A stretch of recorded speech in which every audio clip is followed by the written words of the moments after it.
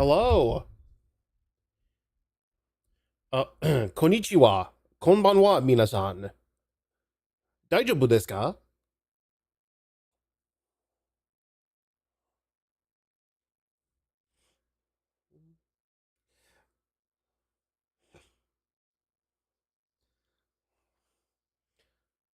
Daijoubu desu.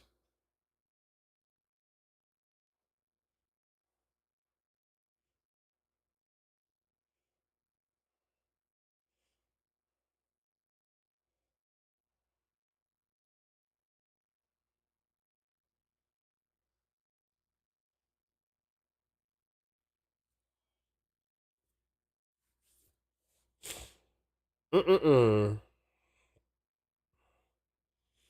Builders didn't know what lamp was? Rampu?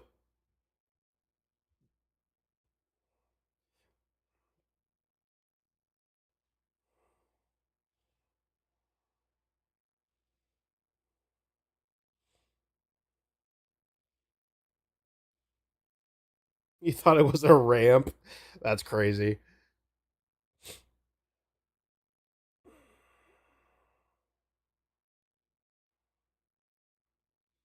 Doesn't know what calendar is. Yeah, I'm gonna be honest. I don't remember the word for calendar. I don't remember. I don't remember a lot of the words that I've learned for Japanese.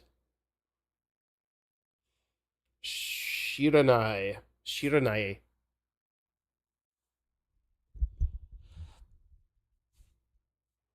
Anyways, chat. Hello, everybody. Hopefully, everyone's having a good one. Good, happy Monday. Literally in 12 hours, probably about 12 hours from now, I'm probably going to be leaving for the airport. Maybe longer, actually. I don't know exactly what time we're leaving. It might be longer than that, actually. I don't know, maybe like 15 hours. But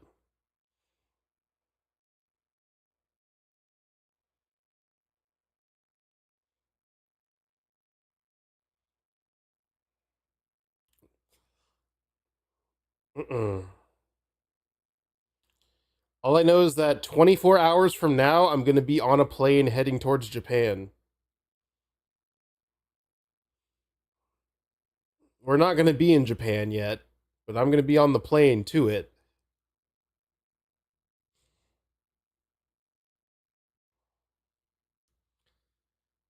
Either that or we're going to be in the ocean.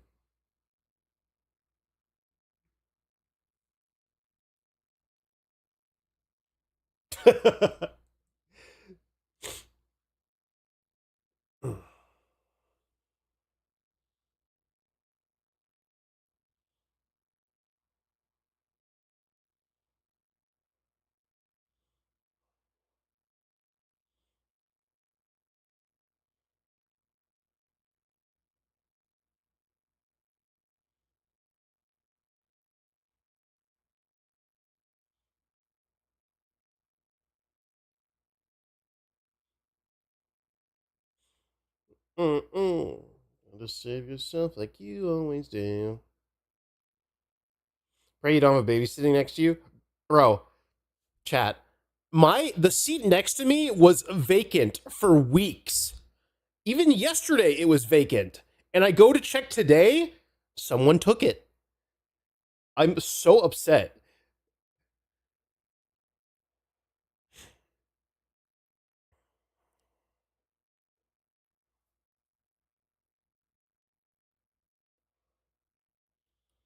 They always do it. It always happens, man. I'm a little like dude, I'm wondering if I like talk to the gate agent like at the airport if maybe they'll like upgrade me for free. Not in first class, no, bro. We didn't hit the $10,000 goal on the Japanathon. Maybe I'd be in first class then.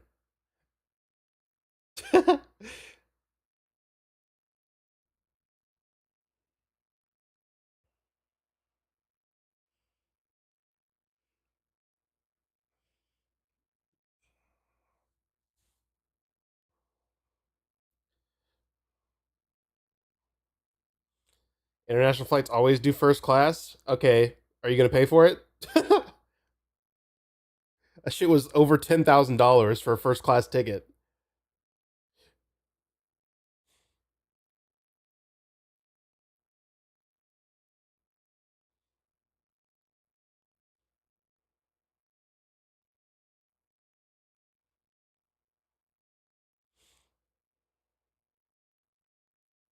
Oilers, taking last minute donations.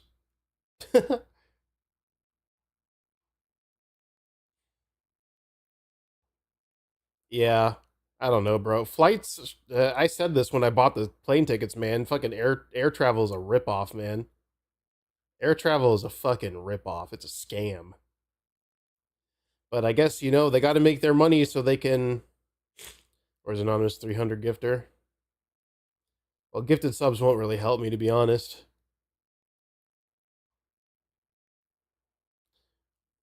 Gifted subs won't do anything until next month. But what's up, Kishi?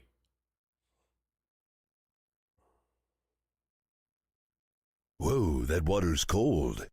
Whoa, that water is cold. I'm not even done packing yet, chat. But, I do my best work when I'm under a crunch. Where the fuck is my water? Oh, it's over there. Started. I did start. I've actually, I'm mostly packed now, okay? I'm like 90% packed. I had to throw a few things in the wash that I forgot. Like my beanie. I forgot to wash my beanie, which I don't even know the last time I washed that thing, to be honest. Actually, no, I did. I washed it before I went home for Christmas. But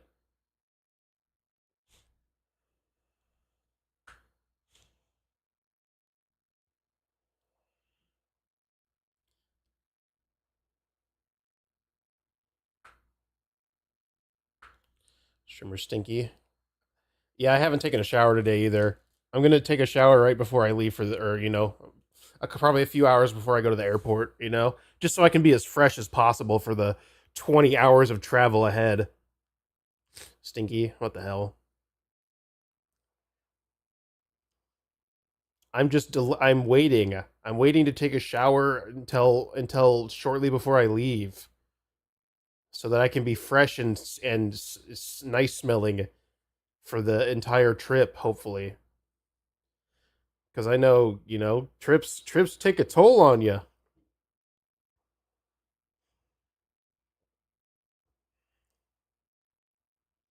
Yeah, I'm taking my Steam Deck on the flight. I'm gonna be playing like Persona 3 and Balatro and stuff. Ugh, hiccup for my new C partner. Yeah, I guess. Fuck me. I'm so annoyed, man.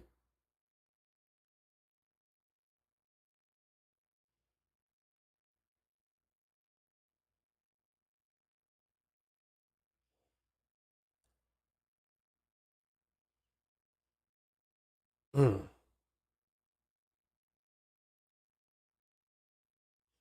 Hay fever into a real flu is hitting me hard. Bro, I'm still like I'm still congested from my sickness. Like I'm not sick anymore, but like I still have like a weird like my nose is still like slightly stuffed. Like I still have slightly stuffed nose.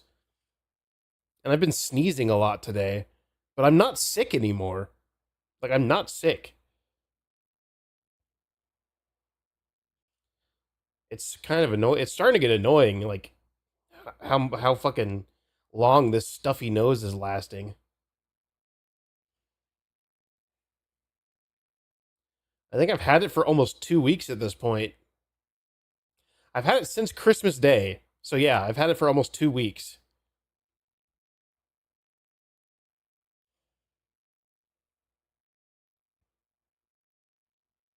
But like I'm not sick. I'm not sick.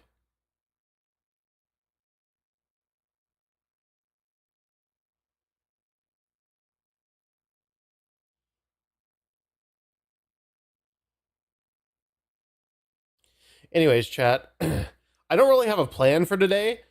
I was thinking I would just watch Japan videos and play video games while we watch the Japan videos.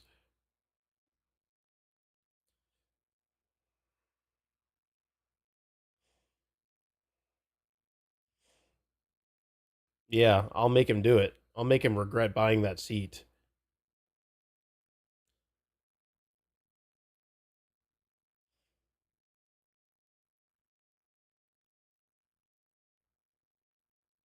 I don't know. I was gonna try to like see if I can get a free upgrade, but I doubt it. I doubt it'll work.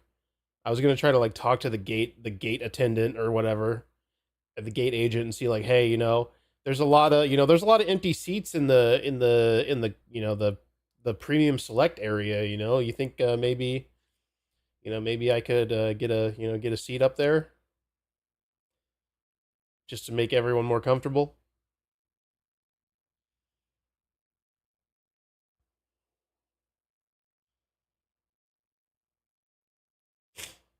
Who knows?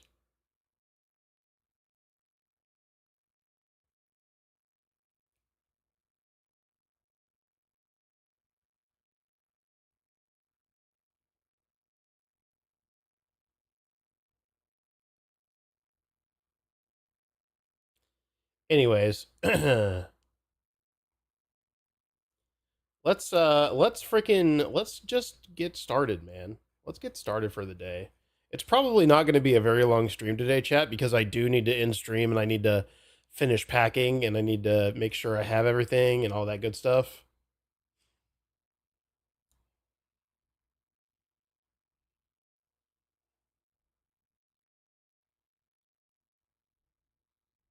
I also need to make sure all my stuff is charged for my trip. I probably need to plug my Steam Deck in. I think my Steam Deck has most of the battery still, but yeah.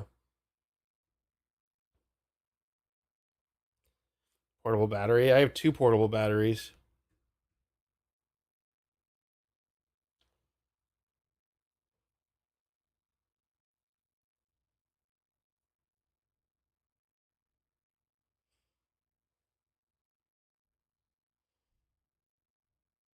How long does a Steam Deck last? It depends on what kind of game you're playing.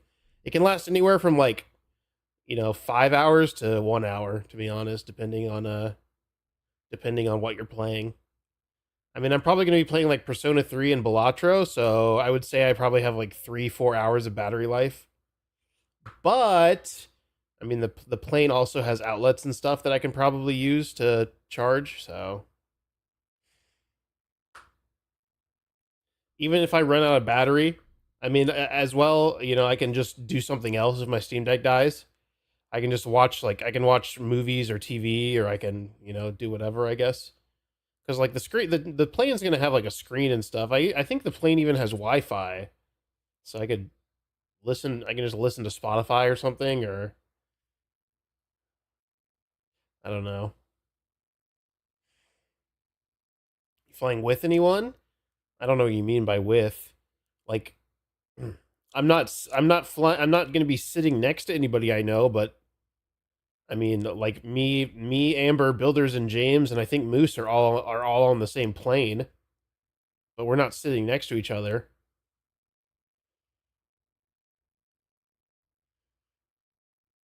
But we all booked the same flight,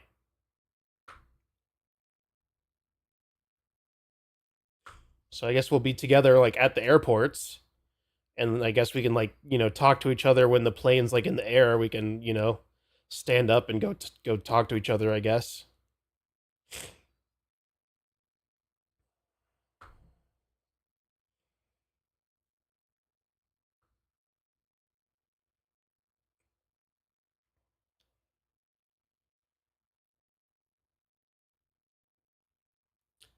But yeah. All right.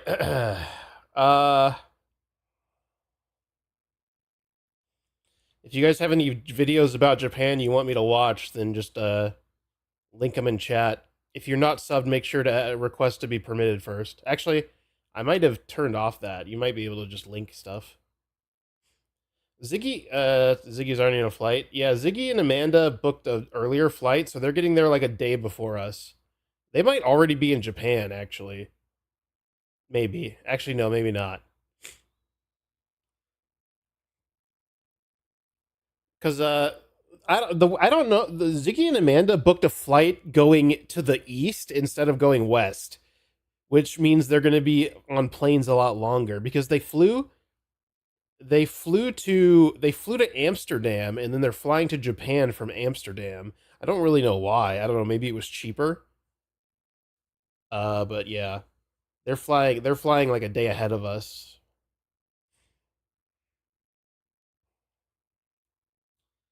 Yeah, they're spending a lot of time in a plane.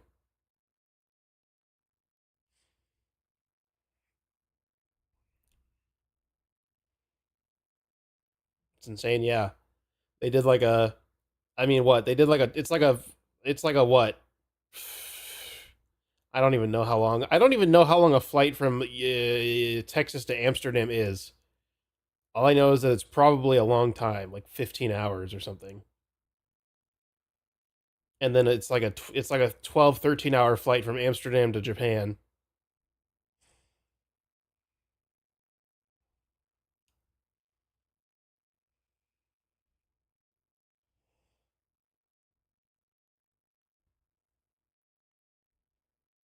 Yeah, it's crazy.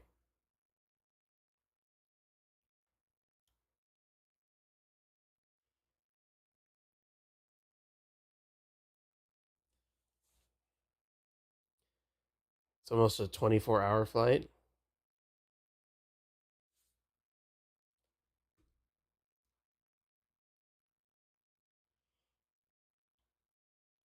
Let me see.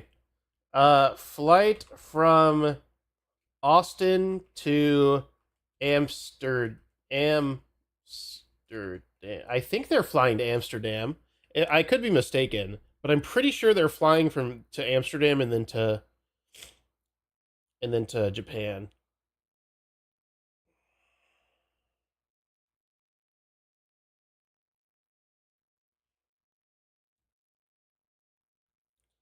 Show flights.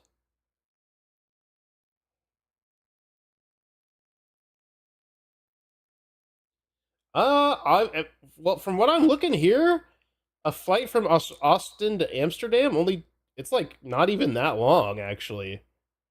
One of these flights is less than 10 hours.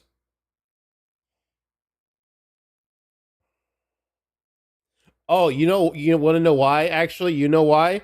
It's because of the rotation of the Earth. It takes less time to travel to the. It takes it. It's faster to travel to the east than it is to the west because of the Earth's rotation.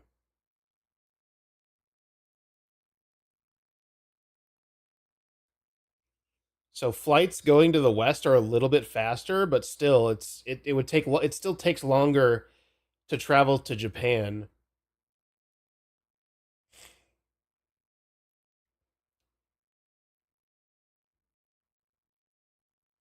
I think it would still take longer to travel to Japan from going to the east or going to the going east rather than west, just because it's more distance to cover.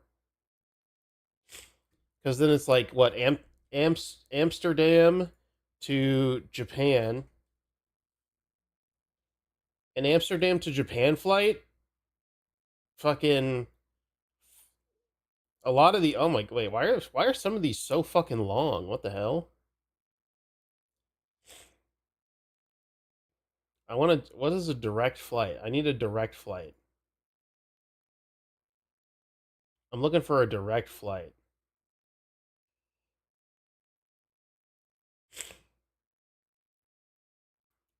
Okay, it's like a 13-hour flight. It's like a 13-hour flight from Amsterdam to Japan. So it's honestly it's longer. It's longer to fly from Amsterdam to Japan than it is to fly from LAX to Japan. Which obviously, I mean, it's only like what? It's only like an hour. It's like 2 hours longer, maybe. They have a layover. Their layover was in Amsterdam.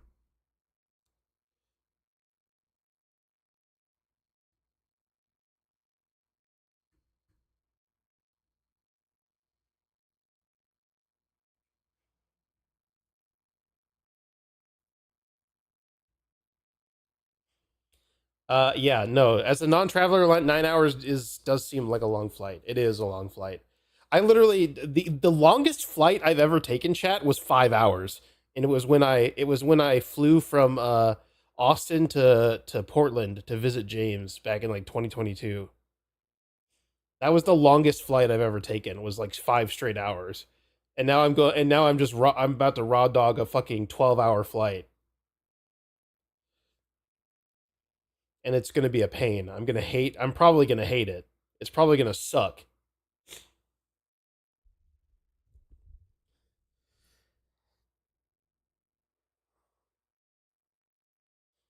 Can't sleep on planes. Yeah, I don't really know if I can sleep on a plane either because I've never slept on a plane. Because I've never had a flight long enough to warrant me sleeping on a plane. Just pop a sleeping pill. I don't have any of those, man. Oh, fuck. I was going to buy melatonin and I completely forgot. Maybe James will have some I could borrow.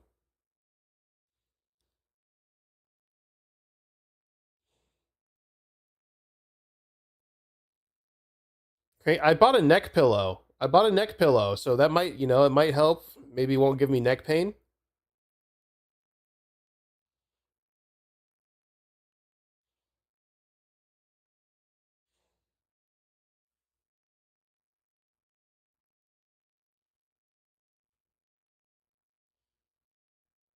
Yeah, anyways, okay, here, let's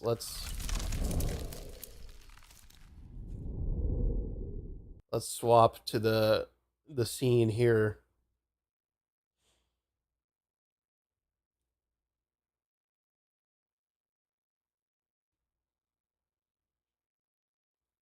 Um let's see.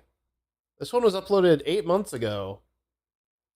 12 must know travel tips for 12 must know Japan travel tips for first time visitors 2024. Let's see what this is all about. Let's see this one. Should we just watch the videos or should I like play a game while we watch the videos? I feel like if I play a game I might not be able to pay attention to the video.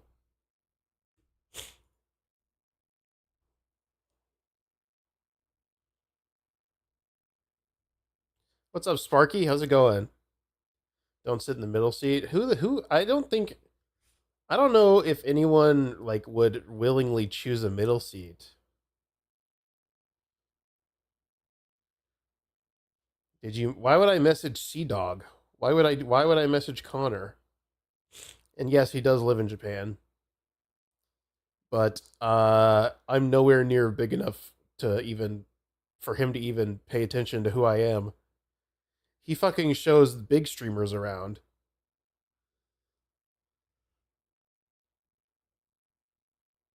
Window seat is the best seat. I'm an aisle seat guy because I have long legs and I have to put my legs in the aisle.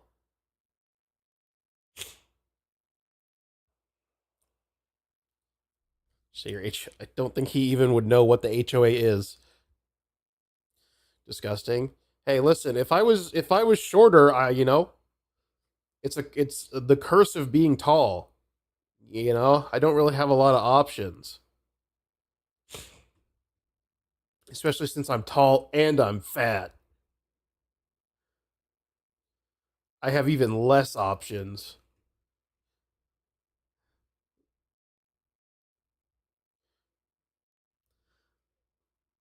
ILC for the win. Yeah. Yep.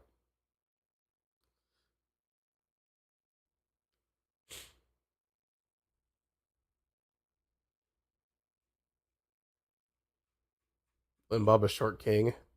True. He's just a little guy. He's just a little freaking guy. All right. Anyways, let me pull this video up. Let's pull up a video. Let's pull up this video.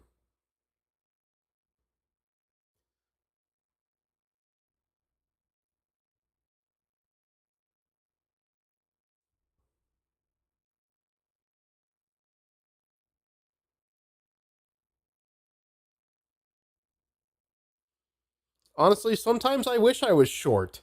Sometimes I wish I was like 5'8", you know? But Alas, I'm cursed with being 6'4", 6'5" on a good day. Japan is currently one of the top travel destinations in the world. However, planning a Japan True. trip can be a bit intimidating. We're going Yeah. to share tips for first-time travelers to Japan to hopefully put your mind at ease. 5'8" is Let's talk short, about yes. currency and getting cash from ATMs while visiting Japan. The Japanese currency is called yen, or pronounced more like N, and it is at a historic low compared to the US dollar. Currently, $1 US equals roughly 150 yen. 1 euro equals about 162 yen. But keep in mind that the exchange rate fluctuates daily. Chad, I need Some 150,000 businesses, such as yen small right restaurants now. and shops, only accept cash, so it's a good idea to carry cash with you in Japan. If you want, you can get some yen from your bank before heading off to Japan. I didn't Once you do arrive that. in Japan, there are ATMs located in the airports, Yeah. train stations, I'm just going to and do that. convenience stores. I'm just going to use an One of the most ATM. popular options is 7-Bank ATMs, which are owned by the same company as the 7-Eleven convenience Okay, stores. 7-Bank. And I'm you going to have can to find remember them that. located inside. Other options Better have a include wallet. I bought a coin Visa purse. I and literally ordered a JPay. coin purse on Amazon. ATMs often charge a transaction fee around 220 yen per transaction, and they may allow you to withdraw up to 50,000 or 100,000 yen at a time. Personally, I hold on to our cash for places that only accept cash. I often pay with my credit card at chain restaurants, grocery stores, convenience stores, and many shops. Because of this, I make sure that I have a credit and debit card that do not charge any foreign transaction fees. When I'm paying by credit card, if they ask whether I'd like to proceed in my home currency of US dollars or Japanese yen, I always select Japanese yen. This is to avoid a conversion markup fee. Tipping is not customary nor expected in Japan, so there is no need to tip at restaurants. This saves us Did you get a frog one like Naruto? Honestly, I was looking at frog ones, but I didn't. I ended up just getting like a black one. That can really add a lot to your bill. Know where the international airports Wait, what did she say? 20%, especially compared to California, to tip at restaurants. This saves us a lot of money. Yes. Especially compared to California, where we are expected to tip 15 to 20%. Oh God, that I'm can so really add a lot to your bill. wow. I'm so happy I don't have to tip in Japan. I'm gonna save so much money. Into and out of Japan. This could save you a lot of time and headaches by choosing the airport closest to your accommodation. Tokyo has 2 international airports, Haneda and Narita. If you fly into Narita, it is located in Chiba Prefecture. I heard Narita is like an hour to get to Tokyo not Station. as good as Haneda. It is actually located in Tokyo, so it will take you about 35 minutes to get to. We're flying into Haneda. Osaka has 1 international airport, Kansai International. There is no international airport. We're flying out of that airport. So if you're going to Kyoto, you're going to fly into Kansai International, and you will take the Haruka Express to Kyoto Station. If this is your first time coming to Japan, consider taking the limousine bus from the airport to near your accommodation. Taking multiple trains and navigating huge, very crowded train stations can be very stressful. But like taking the trains, taking the limousine bus may not take you directly to your accommodation. For that remaining distance, you can take a taxi or walk the rest of the way. You do not need a Japan Rail Pass to travel in Japan.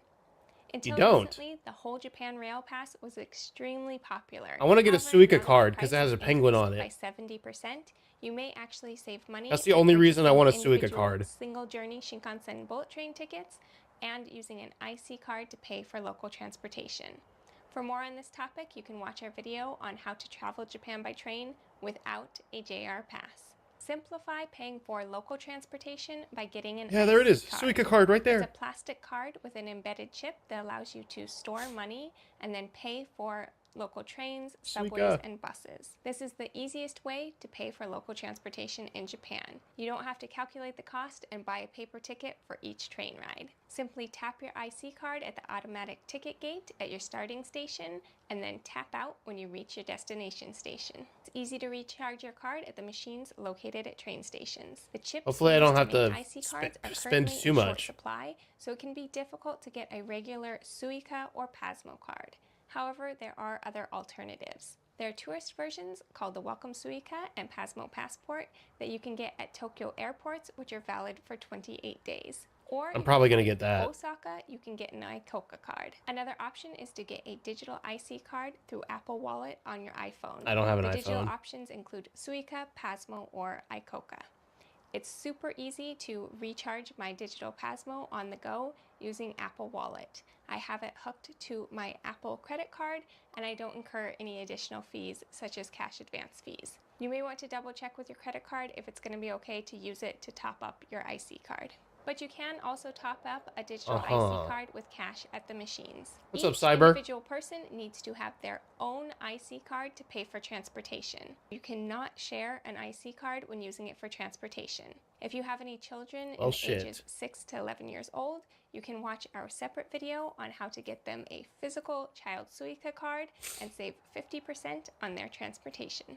Allow plenty of time to navigate a large train stations such as Tokyo Station and Osaka Station. If this is your first time riding the bullet train, allow at least 1.5 hours to get to your train's platform. Tokyo 1.5 hours? Station is Oh my huge, god. very crowded and arranged in multiple floors and sections. You'll need to make your way across the station just to find the Shinkansen gates. And from there, you need to find your platform and your car number. Also, allow time to purchase snacks and ekiben, which are train bento boxes, so you can eat while on the train, as most trains no longer sell food. And it's a lot easier and more fun to be able to do this if you're not feeling rushed. If you purchased your Shinkansen bullet train tickets online, we recommend that you pick them up at least a day prior. The ticketing office has very long lines and you can wait up to an hour or even more. And trying to figure out how to use a ticketing machine can be very confusing and stressful, especially if you're in a rush. Wear comfortable shoes as you will likely be walking a ton while visiting Japan. Yeah, that's gonna fuck me up. That's gonna fuck me up, all the walking. And shopping, you might be walking all day long. Also be prepared to remove your shoes frequently. You may want to opt for slip-on shoes, and clean socks are always a good idea. Certain places require removing shoes before entering, such as temples and other religious sites, traditional restaurants where you sit on tatami floors, or if you're entering somebody's house. You're also supposed to take your shoes off before going into your hotel room. After a full day of walking, you may be too tired to walk back to your hotel or to the train station. If that's the case, you can flag down a taxi. If the taxi has a red lit up sign, that means I have slip-on shoes that I'm going to be wearing. Green, blue, and I bought some or insoles, so hopefully that should help with all the walking and we're going to be doing. But if you're having a hard time getting a taxi, my feet and legs are still going to be fucked. Probably even after the first day, to be honest. Has been a game changer for us. With the GoTaxi app, you can request a taxi to come pick you up at your location, then enter your destination into the app. So there's no need to explain to the driver where you want to go. We usually spend between 1,000 and 3,000 yen per trip. It depends on the distance, time of day, and availability. Yeah, I don't think they have Uber in Japan. They might, I don't know. Individual train tickets. I don't think they do. When setting up the GoTaxi app, we were able to use our US phone numbers. However, if you are having problems getting this set up, just wait until you get to Japan and then you should be able to set it up using your home country's number. Attractions such as the Ghibli Museum and the insoles. Art Collective I do have insoles. Sell out. Wait until you use versus distance, time of day, usually spend between for all of us. When setting up the GoTaxi app, we were able to use our US phone numbers.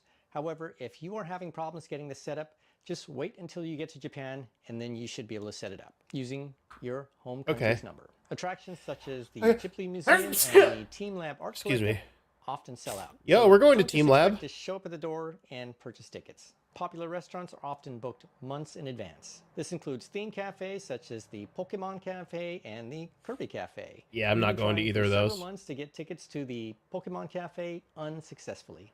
However, we were able to get reservations to the Kirby Cafe, and we have a full video showing how you too can get reservations. Can't skip leg day in JP. Yeah. Kirby Cafe. Pack as light as you possibly can. We've visited Japan many times and I still overpacked for our current trip. I wish I had left our large suitcase at home. It is not fun lugging around heavy, large luggage with you in Japan. If you do need to bring a large suitcase with you, then I'm you bringing can watch two videos on how to forward your suitcase to your accommodation or next destination. Have a plan for bringing home souvenirs. Japan is a wonderful country for shopping. We always return home with more than we brought with us. You may want to pack an empty duffel bag. Use an expandable suitcase. I'm bringing a second empty suitcase. Purchase a suitcase in Japan to take your souvenirs home with you. Check the weather forecast for your Japan trip and prepare for. I'm literally bringing a second empty suitcase just for souvenirs. Especially if you visit in the even though I don't even really think I'm planning on buying much. It just depends on how much everything costs. Waterproof shoes. Umbrellas are readily available in Japan and they're inexpensive, so you could pick one of those up once you arrive. There are some items I recommend packing or buying specifically for a Japan trip, such as a small hand towel for drying your hands. Often the public bathrooms do not have paper towels, and sometimes the hand dryers are also not working. Most people just carry their own towel. We also like to bring small trash bags, as public trash cans are not easy to find. A coin purse makes a great souvenir. I have as a coin it's common purse. to pay with coins. I should have, I should have bought a coin purse in Japan. I should have just waited and bought one in Japan. As it can be very hot and humid. You're going to need an internet connection in order to navigate your way around Japan. You can easily rent a pocket Wi-Fi, SIM card, or eSIM.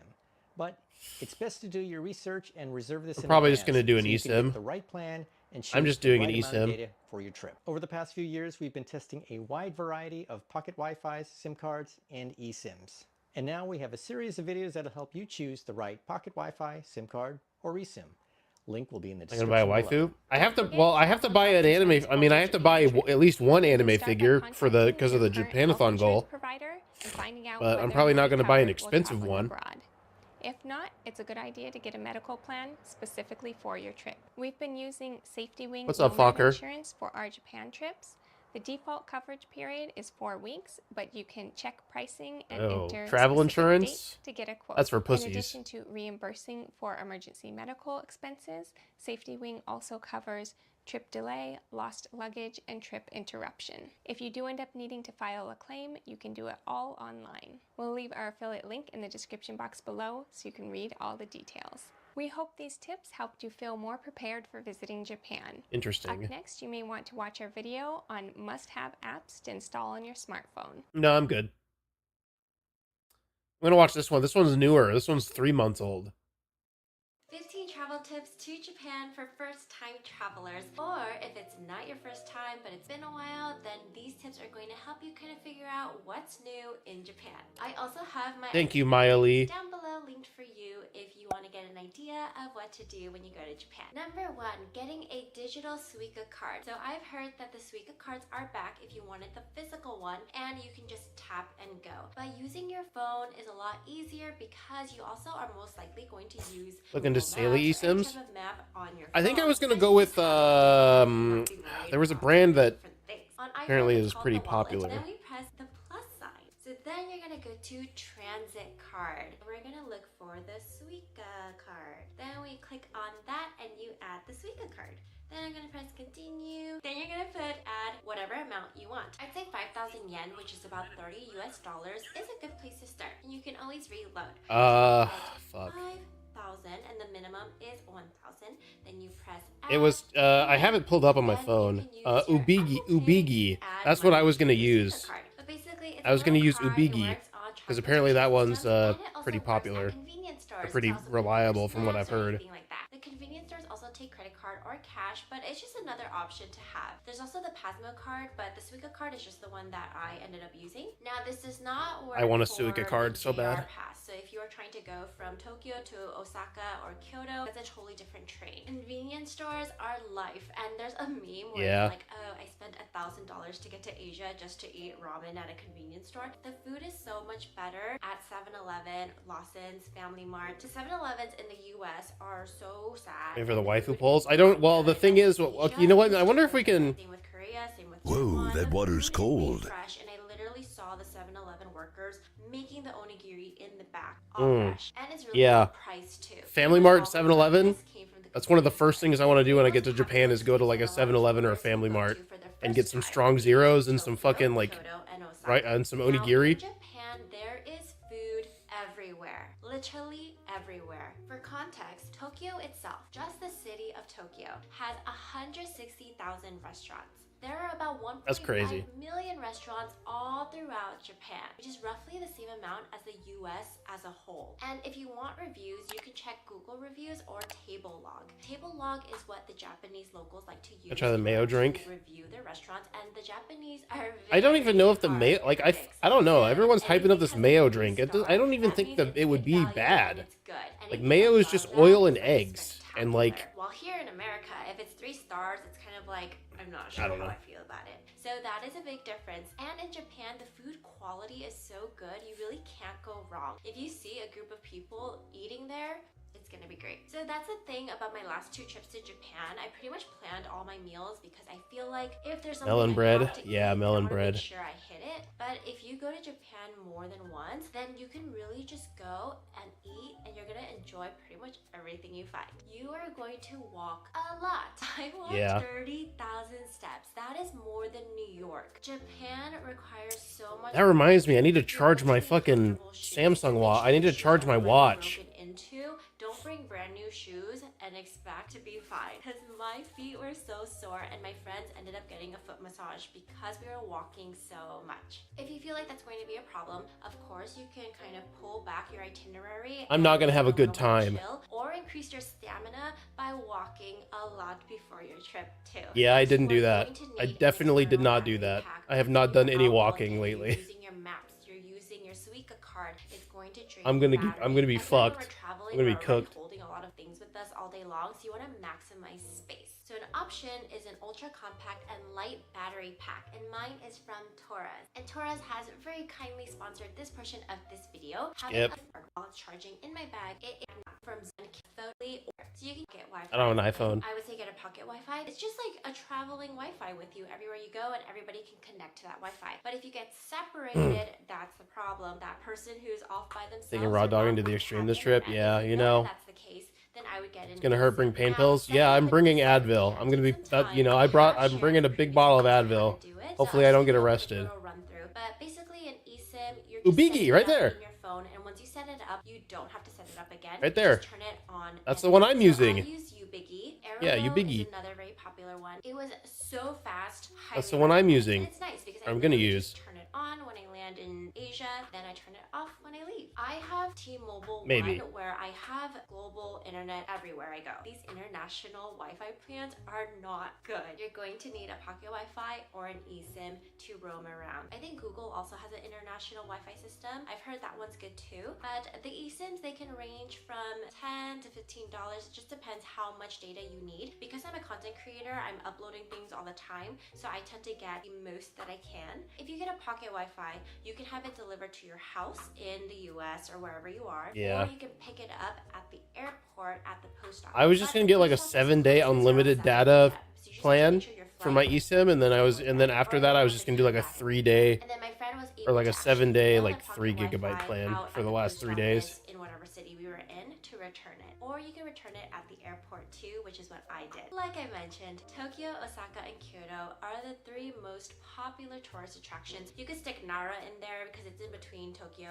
and Osaka, but it's all Nara. in the same area. Shika. But there's so many Shika other noko places noko. in Japan that's so beautiful that you can go to too. So I went to Hokkaido my second time, and I have a whole itinerary on that too. But Kanazawa is another city that's like a mini Kyoto. So people say you could probably a lot more wild. We're not nightlife. going there. I don't When you're care. on the tray, they pick. Don't have the go. It'll even tell you which accurate to the public transport driver. Put it. What on they the say? tray. Google Map? What I about? found that Google Maps was very accurate to Okay, public yeah. transportation in Japan, especially in Tokyo. It'll even tell you which Google has train, everything. literally like which one that you should board on, because that's going to be the most efficient spot when you're exiting. But again, you're just really saving like a few steps. Many hotels in Japan offer a soft like down pillow. Then they offer a pillow that has a bunch of beans in it. So it's very Japanese interesting. buckwheat But pillow. if you're not a fan of that, you may need to ask for an extra down pillow and like stack it to make it like a fluffy pillow. But don't be alarmed if you're like, what is this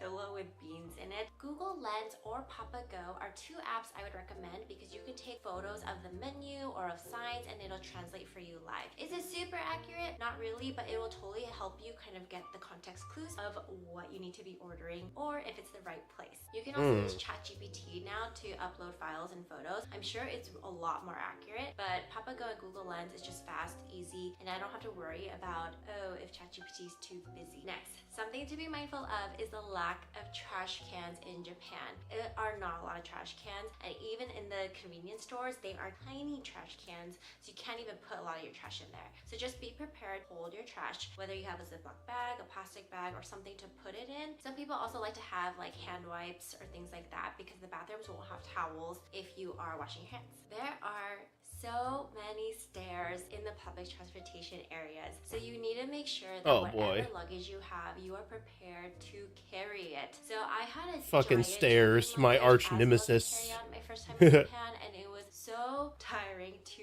lug it around when I was arriving and when I was leaving. So just make sure you take what you can carry, because there's a lot of stairs and the elevators are sometimes very far away. So whether you have a baby and a stroller, just be prepared. You need to be able to carry everything, or you're gonna have to go up and down the stairs multiple times and make multiple trips. The best months to visit Japan, or just East Asia in general, it's going to be March, April, May. Skip the summers if you can, and then end of September, October, November. Uh-oh. So that's We're not when visiting it's any of those hot, months. humid heat, and then really cold winters. But in Japan, it is.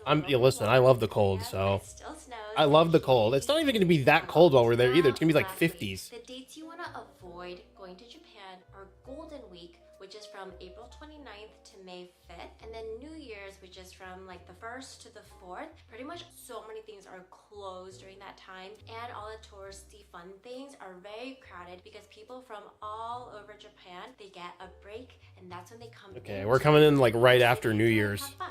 Those are the weeks where the hours are going to be so Like literally different. right The after all restaurants, the New Year's food is celebrations. so crowded, and you just want to make sure that if you can, you want to avoid those weeks, or you want to go off to the smaller cities during that time, because a lot of people will be traveling. If you have any questions, please leave them down below, and I'll try my best to get back to you. But Japan is a beautiful city. There's so much to see, but they're also a very respectful culture. So I hope that tourists, we continue to be considerate of their culture, of their mannerisms, and to be respectful. If you like what you see, please like Hi. and subscribe, and Hi, I'll see you domo. later. Bye! Bye. You sure you're most excited for? Konbini food? I mean, just food in general is what I'm excited for.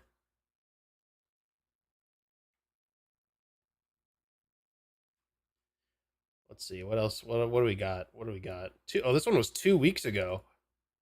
If you're planning a trip to Japan, then this is the video for you. So I just got back from Japan and it was incredible. And this time I went with my sister Shirley and her 4-month Shrine? I don't know if we're going to a shrine or not. I mean, I don't even know if I'd really be excited to go to a shrine. Like, it's cool, but I wouldn't say it's like something I'm most excited for. I don't know, the food, the One Piece store, Pokemon Center, I'm excited for all those. I'm just excited to just see, I'm just excited to just be there, I guess. I don't know. Oh, Don Quixote. I don't even know if we're going to go to Don Quixote or not.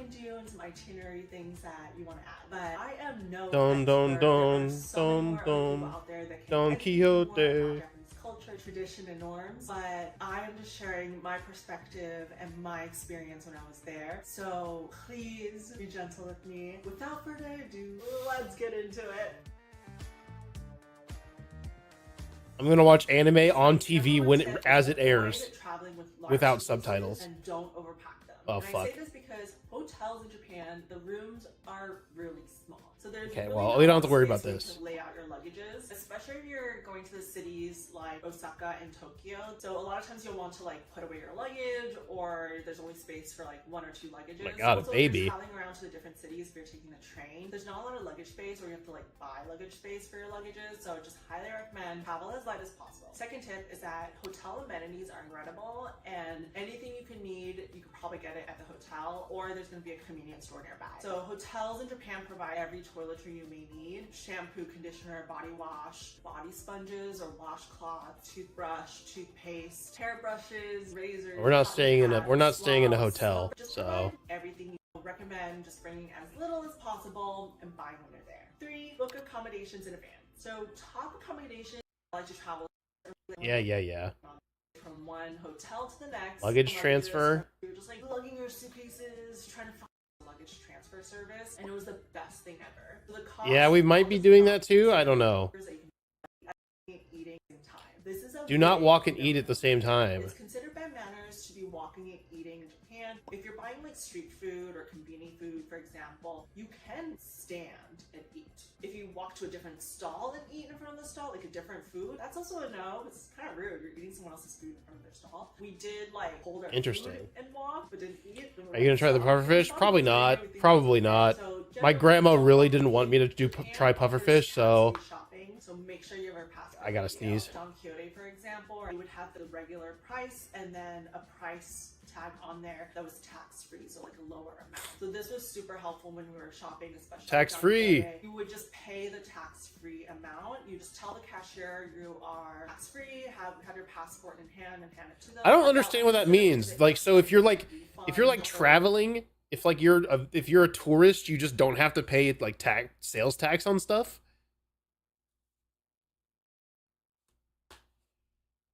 Days, weeks later, you just pay the like tax-free amount. Get cash and carry a coin bag. I got this in Japan. I actually still have the tag on. Coin bag. It's one of those like Yeah. coin bags that snaps. A lot of places do take credit card, debit card, and there's just a lot of street food and food stalls, little shops that don't take card, and a lot of people do use cash in Japan. So having a coin bag is super convenient, and you never hand your cash or credit card directly to the cashier. What they'll do is have a tray, and you would put your card or cash on the tray, and then they would take the tray. So you never hand it directly to that person. Don't leave tips at restaurants. Yep. In Japan, employees maintain the highest. Let me show your standards passport. when Okay. providing this I thought service. you needed like a So QR code, a special QR code for the that tax-free suggests stuff. that the employer does not value All right. Well, I gotta make sure to take my provides passport with me. so it's a little I'm holding my different passport in my hands right but now. leaving a tip isn't the same culture as it is here in the US. The next tip is, if you have time, arrive early to the train or subway station. It was so easy to get lost in there, especially if you're just not familiar with Japan. There are lots of entrances. Wonder if Wagyu. Yeah, apparently it is a lot cheaper, like in Japan. At least for us. And I think Like that Wagyu it's and very Kobe. overwhelming. So just having a little buffer time, being able to take it easy is. I mean, just I think Kobe and is also there's Wagyu, lots of isn't it? I don't shops know. and dining and convenience at the train and subway station, so you can go shopping. Yeah, I definitely want to try. I definitely want to try like a bento. Speaking of public Might do that. transportation, don't be noisy on the subway. Japanese people prefer quiet Yeah. in public places. This is also common. I also prefer quiet in subway quiet public restaurants. places. I also prefer It's things very just being different quiet. from The U.S. began where people are blasting music on the train. So Always keep passport on it. Yeah. this So one I is also, common Chad, I also tip bought like a, in here. I ordered like a tiny little like Convenience satchel, store. They're open 24/7, like a and shoulder you can bag. 7-Eleven, Like it's not a full Boston, backpack. It's just like a Family little Mart, like and over the Dunkin' shoulder thing. Donuts. I don't know how to explain it. Are I'll pull up a There's picture of it. Hot foods, bento, noodles. You can get alcohol, so many snacks, drinks, and gotta get an egg sando, which is an egg sandwich. Yes, And I'm definitely gonna get an egg sando. All right, and speaking of meals, tip number 12: don't plan out your meals. I mean, in major cities like Tokyo, Osaka, Kyoto, there's food everywhere. So Tokyo has 160,000 restaurants. It's just in Tokyo alone. Can you guess how many restaurants there are in New York? Wrong. 25,000. That's a huge difference. Book a couple of restaurants in advance, make those reservations, but then the other There you one, go. just like I bought this. just look I bought this. It's like a little. at the It's just like a little restaurant, sling ask bag. the hotel, ask someone there, like, Sling what their backpack. preference is, and then go there instead. Speaking of Google Maps and looking up restaurants, this one blew my mind. If you go on my Google Maps, a 3 out of 5 star restaurant on Google Maps is considered really good. But I never saw a 4-star or 5-star restaurant on Google Maps. I was so confused by this because I thought, are restaurants just not good? But that's not true. Japanese people actually just rate restaurants on a really high standard. I think because everything is amazing in Japan. 3 stars is like really good. So if you see that, don't be deterred. 3 by a stars is 5-star really good, restaurant okay. that's basically 5 stars. Tip number 14 is to stay at a traditional ryokan hotel. I don't think we're with doing onsen. that. So those are hot springs. We're not. These are I don't think we're going to hot traditional springs at all. hotel We might go to a hotels bathhouse. with I don't know. onsen. They also offer really good traditional Japanese breakfast or dinner. It's really popular and more commercialized. But I was looking at it's table not log. a time Like, why is to everything keep max in mind that 3.6? tattoos are not Well, shit. allowed Now you know why. For me, I cover up with the skin sticker. If you have a lot more Skin tattoos you sticker? can't cover, then I would recommend Oh, for going to tattoos. a private onsen. You can do that. You will be fully naked and not allowed to wear a swimsuit at the public onsen. Yeah, I just, you know, I just don't feel comfortable having my schmeat out, you know? I staying at least like 2 nights. I don't know if I want to have my So schmeat out around a bunch of I'll strangers. Keep your trash in your bag or pocket, or bring a bag to store your trash in. Japan is so clean, you'll never see trash around. And the thing is, there's also not a lot of like public trash bins. So if you have trash, what we did was we would bring our own plastic bag with us and then put the trash in, and at the end of the day we'll have a bag. I would rather have my Schmied out in front of strangers than you guys. Everyone should have a translation app. I just use Google Translate. You can download an offline version, so if you don't have Wi-Fi, it would still work. But a lot of Japanese don't speak English. I think it's more That's crazy. now, but it's still hard to communicate. Yeah, I mean, that's understandable too. Still frequently use Google Translate. Type it in, show them the translation. So much easier and smoother. But also, if you're traveling, make sure to just learn some common phrases. I think the only 2 Japanese phrases that I learned was arigato gozaimasu, which is thank you, and then suminasen, which is excuse me if you want to ask a question or something. So make sure to just learn some basic phrases. That is, in Japanese. Amber, that is crazy. Number 17, your most comfortable shoes.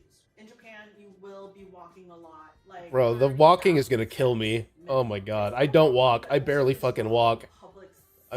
It's gonna be rough. Able to like sit and rest a lot, so you'll be standing a lot more than usual. There's also a lot. I'm done. I'm gonna be of cooked. So stairs, standing, walking a lot. Wear Back comfy sneakers. Yeah, I have. I mean, I have one. I only really own one pair of shoes, and then I own some sandals. But I got some insoles. And they're good shoes. They're good walking shoes. But yeah, and you gotta take your shoes off to try on clothes. it's okay. I mean, I'm gonna power through it, either, no matter what. So. On the floor with mats, you have to take your shoes off. If you're staying at a traditional ryokan hotel, you also have to take your shoes off before entering the hotel. So you'll be taking. Bro, I could not. Just sitting on the floor, I don't know if I could do that either. I love this tip because not a lot of people know about it. You should buy food at department Ready for stores muscle at bar night. vids? Basically, any of the supermarkets. It might be a stream. Who knows? Discount their food because by law they can't keep food overnight and then sell it again the next. The food. Foods are still very I wish fresh. that was a law in fucking America. Up to like 50% off discount. So if you're craving a late night snack, head to one of the supermarkets at night. get a Yes. deal. Tip number 20: learn how to use a bidet toilet and appreciate. I've never used a bidet. Every single bathroom in Japan, every toilet is one of those high-tech bidet. I feel like Japan also might be my first bidet experience. Life changing, and you should try it. You literally just push icons where it can. I'm scared that what if the bidet just how does it know where your fucking butthole is? If it does it have like butthole tracking technology? Depending on it, because sometimes people sit on toilets different ways. A necessity. It's normal. It's a norm. I'll link it too.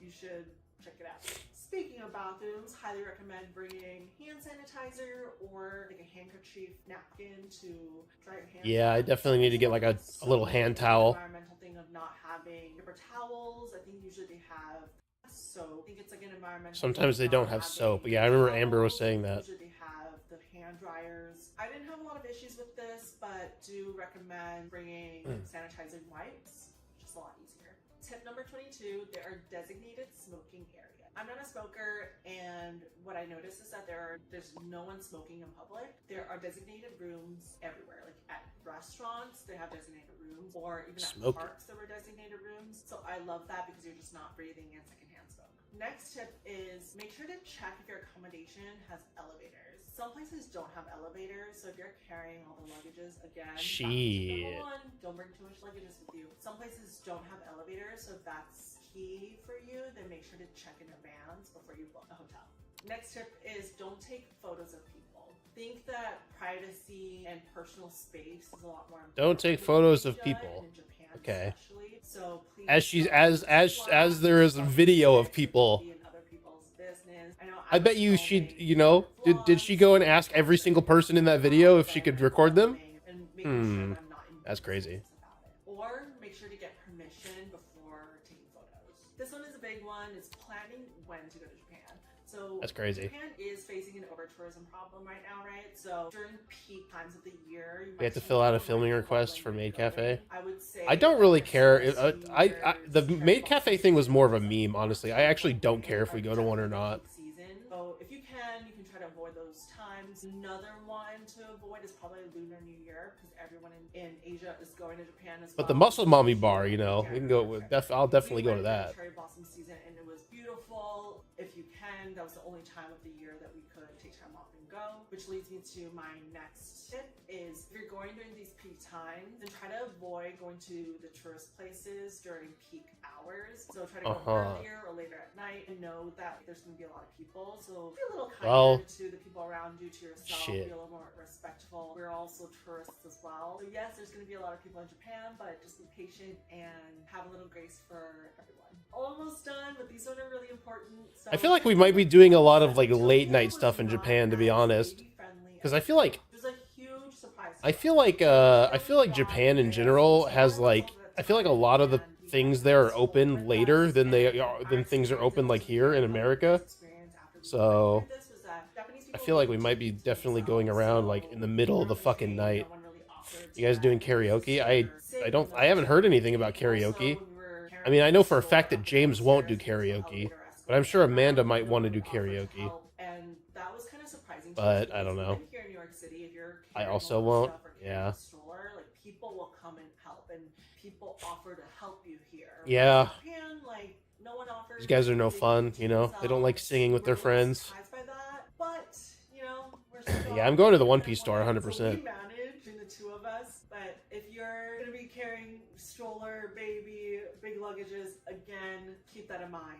And so with all the walking, all the carrying stuff, tip number 28, buy these to help recover from all the walking. These are like leg What are these? pads and Are those like shoulder and back pads. Are they like heat? Like Are they just like heat pads? Heat up to 40 degrees Celsius. There's like little Studio Ghibli Park. I think don't think we're going to that either. You can buy it at I think it's sold out. Of course, and also the convenience stores. Don Quixote. We loved. Tip number 29. The best tip is to not overplan. Japan is Don't overplan. You know, once in a lifetime place to go, and you probably only take Don't overplan. a couple days off, so you want to maximize your time there. But it does get very overwhelming. There's so much to do, so I would just recommend not over planning because you're gonna get so tired and it's not gonna be as enjoyable. So what I recommend is if you're planning an itinerary, like maybe have two. Might ditch you guys to private onsen? That's crazy. Must hit these places, That's fucked up. But otherwise, like try to give yourself a day off to just wander around and explore. I feel like those are really the best days that you'll have. At least for me, those are like the best days. You explore, you find hidden gems. There's so much in each of the cities that aren't posted online or aren't shared on TikTok. Will they separate men and women? Probably. I doubted a private one they would. I mean, for my next trip but as well, is not overplan. I mean, there's some that are mixed, and then there's some that are separate. It just depends. Tips. And last tip is check out my website. I'm not gonna check out your website. I'm sorry. On Q there. So if you're looking for something more specific, you can probably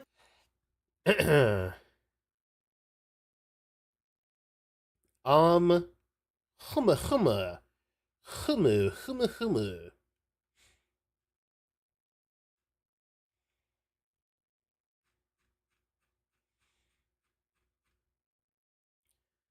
Okay, let's do this. Akihabara, Japan, anime stores. All right, we're gonna see if we can find some ideas for anime figure to buy before we go. Anime goods, electronics, maid cafes. We must be in Akihabara, and today we have an expert on it all, Victor from Frame of Travel. I'm excited to share everything This guy's an Akihabara expert. has to offer for you guys. I'm excited. This guy looks like an expert. I shouldn't say that. I look like an expert, even though I know nothing about this place, really. Located in the northeast of Tokyo, Akihabara is connected by a number of train lines, including the convenient Yamanote line. Doge! There's so many stores for anime goods, games, Whoa, and look at all electronics, those. It can be hard to decide which ones to go to. Yeah, so in this crazy. video, we'll give What you the hell? ultimate guide to both the most Anime! popular and unique locations. Anime!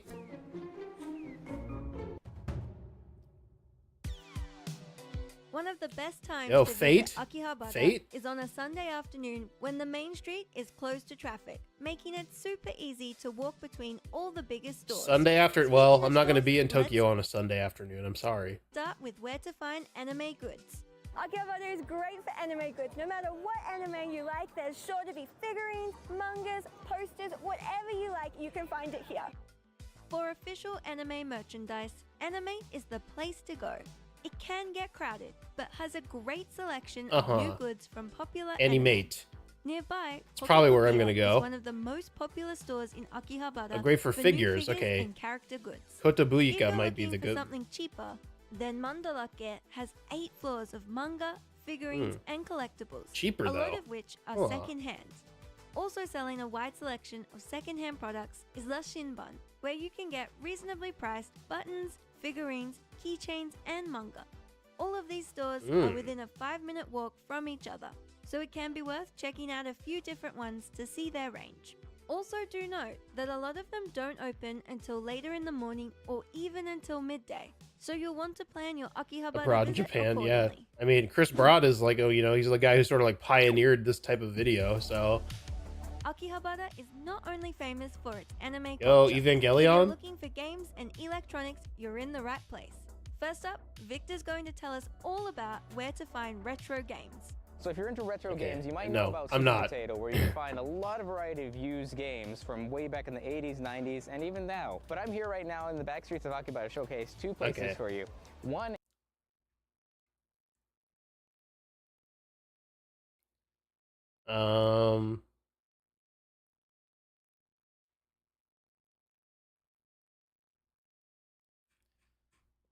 Anime. Let's do anime figures. Akihabara, Japan, anime figures.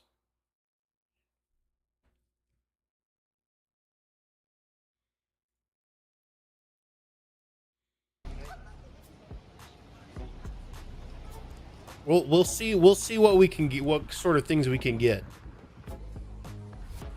Because I feel like, I don't know. I'm worried that like when I go to Akihabara, it'll be like at a time where like if I ask Discord, everyone's gonna be asleep. I'm afraid everyone's gonna be asleep when I go, and then I'm gonna have to sit there in the store and just wait for responses, which could, if everyone's fucking asleep.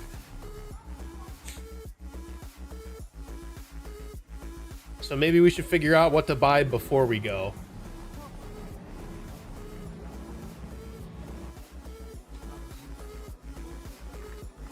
Oh my god. Oh god, that's so expensive. Oh my god, that's like $200. I definitely wouldn't buy any of that stuff. Okay, these ones are more reasonable. These ones are definitely more reasonable priced.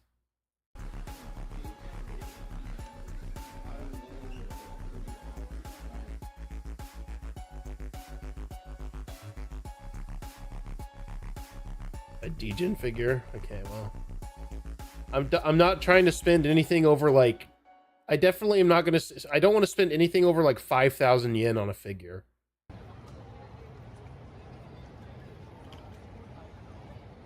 Hi, what's up guys? Today I'm gonna try something new in the channel, so I hope you like it. 2x speed. Today I'm here in Akihabara. I'm gonna show you my opinion. Say most visit anime stores in Akihabara. So let's get What's this, Honkai Star Rail? This looks like Honkai Star Rail.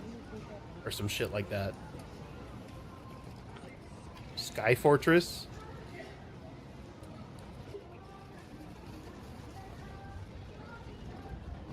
Our first shop is Rashiban, which is located in the first and second floors of the Culture Zone building. On the first floor, you will find a diverse range of anime figures from series like Dragon Ball, Naruto, One Piece, and even Spy Family. They got a fantastic selection of animated Americans. Personally, I think that all the prices here at Rashiban are really reasonable. And keep an eye out for those occasional sales. It's worth checking out the entire store before making any purchases.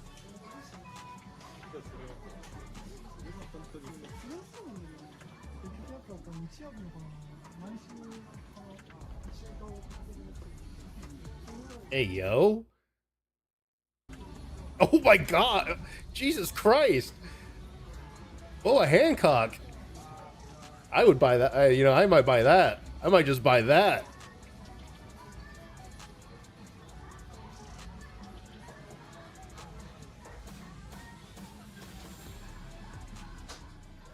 Bulma. I don't care about Bulma. Get out of here with these.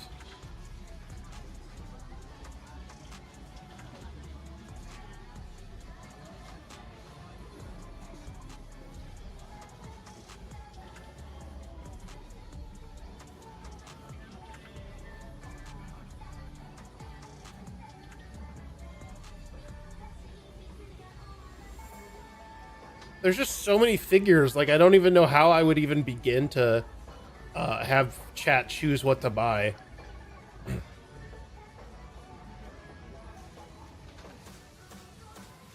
What you buying in there, man?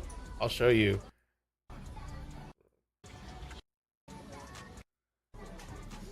There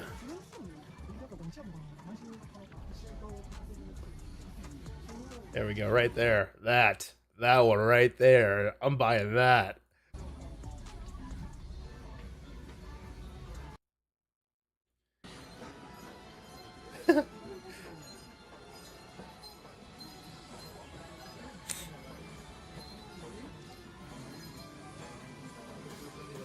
Fuck Rim.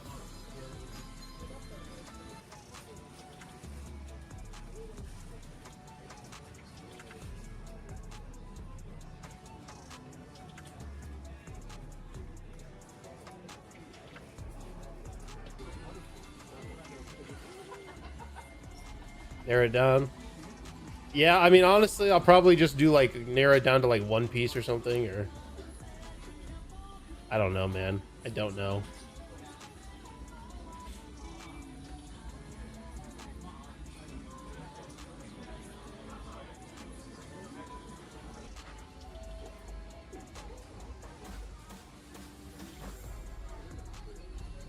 Bruxish. I am going to the Pokemon Center, you know. I might be able to find a Bruxish there. I gather you're not much of a figurine person. I don't own any anime figurines, so I guess yeah. I don't think I own like any anime merch, period. I think the most anime merch the closest thing to anime merch I own is like the Persona 5 Royal Phantom Thieves edition.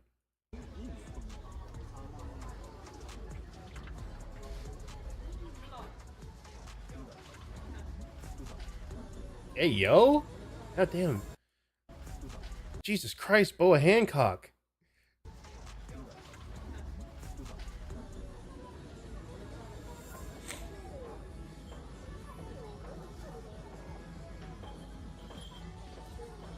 It's kind of surprising.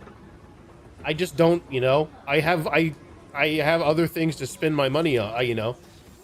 I don't exactly have a lot of extra money to spend on stuff like that, so I just don't really I've never really had a desire to collect things like that.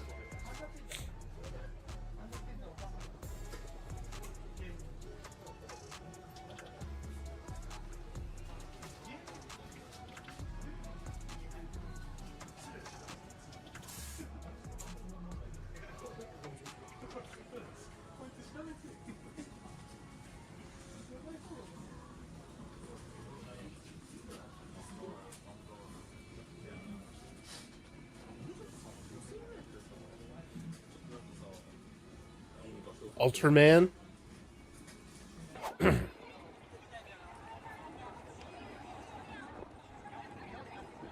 Akihabara. The next store, we've got Trader. This is the spot to discover both the new and second-hand anime figures and some pretty sweet prices. So definitely keep their stuff and look through them. Trader 3F, 3rd floor.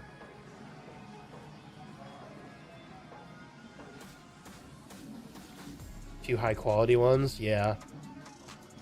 I don't really, you know, I don't want to spend that much money on one, so I don't really care the quality. I want something that's not expensive.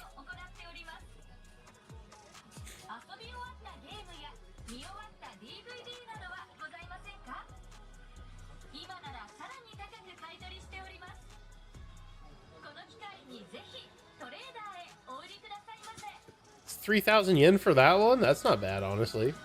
I mean, that's not horrible.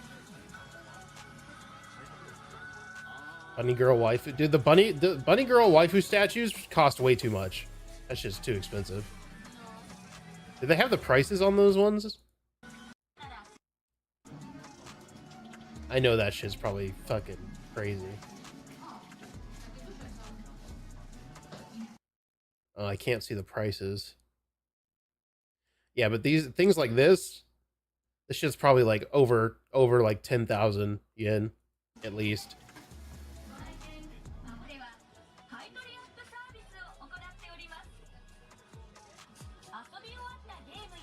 見終わった DVD などはございませんか？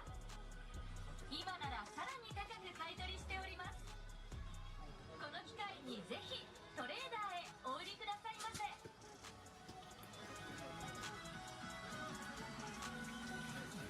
Shit.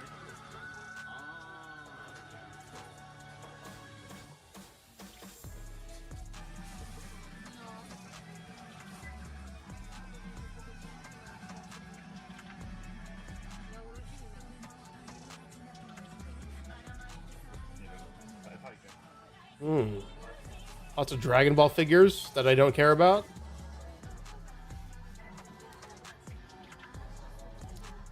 Is that Frieza?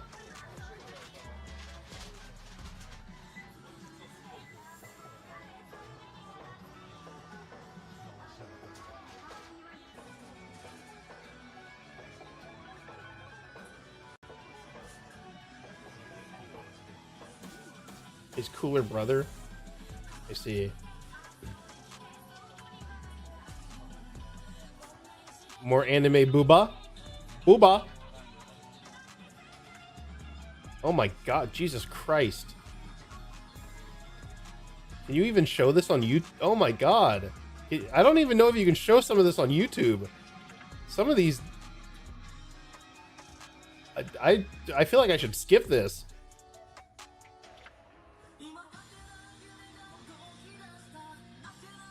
I mean, this video's still up, so I don't know. Let's talk about Liberty. There are several Liberty stores in the Akihabara, so make sure that you hit up all of them. Spy Family. Today we're checking 3. More like mid family. Do you like Kill Bill? I've only seen the first Kill Bill movie, and it was a long time ago. I mean, Uma Thurman's pretty cool.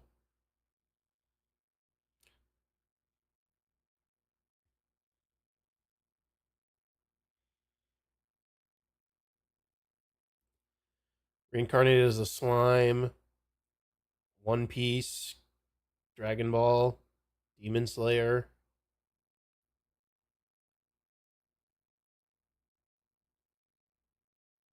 Where the heck is Code Geass? Code Geass is freaking old news, man. Code Geass is old freaking news. It's all about freaking Demon Slayer now. And Naruto. And whatever the hell that is. Shit looks sus. You know the restaurant fight scene with Gogo Yubari? No, I don't.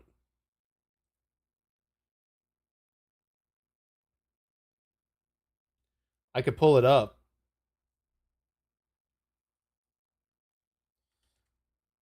Kill Bill fight scene. Go.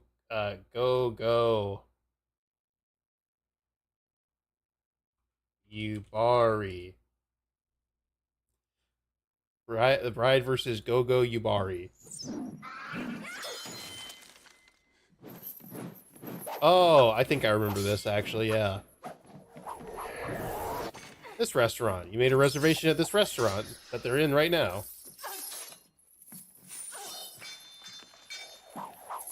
Is it even any good? Or is... I feel like everything's just going to be overpriced. Oh my god. Jesus. Maybe I need to rewatch these movies.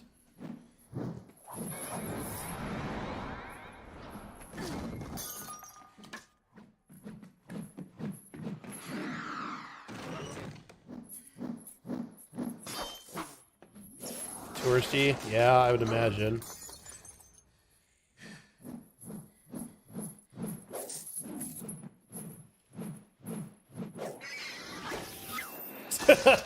That's so cheesy, bro.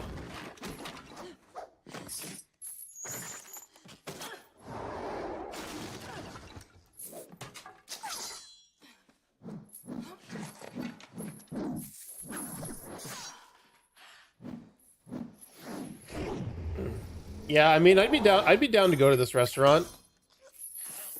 Just for the fact that I could tell my mom that I went to this restaurant. Because I think my mom likes Kill Bill.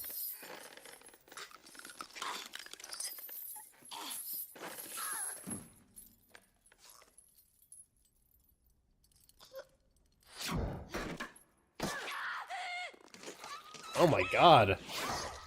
Oh my god. No. Go Yubari. No. Oh.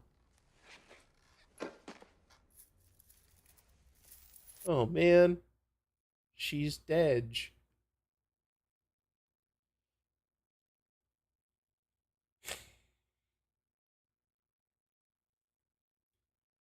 No, no, so go. I guess. No, I'm down to go. I'm down to go. I didn't mean to close. I didn't mean to close YouTube. I didn't mean to close the window.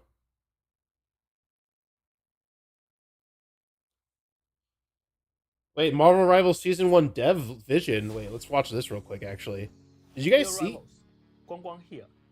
Since the launch of Marvel Rivals, millions of you have joined our epic adventure, and we've been overwhelmed by the feedback pouring in from the community. Your enthusiasm and support have been nothing short of extraordinary, and we're incredibly grateful to the Marvel Rivals community for lending us your voices and passion. Looking back on our initial anxieties and launch, the excitement has. You guys see Sue Storm's cake, bro? That was crazy. You know what's funny? Apparently in the trailer they didn't even show Sue Storm's face. They just showed her fucking cake. Yeah, let me see. Let me pull up the trailer real quick.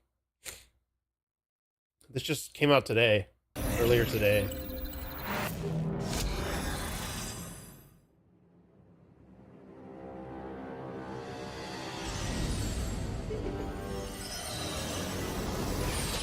You have been sheltered by the light for far too long.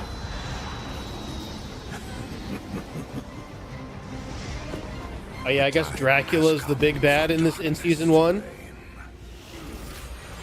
Honestly, unless if Moon Knight doesn't say something about Dracula owing him money, then honestly, like, what's even the point? You'll be stretched too thin. Yeah, there's the Thing. There's Mr. Fantastic. There she is. That your fire will cease to burn. For no light shall survive in my empire of eternal Waifu figurines. What the hell? Sparky, thank you for the $50, man. Waifu figurine. All right, you want me? You're adding to the figurine.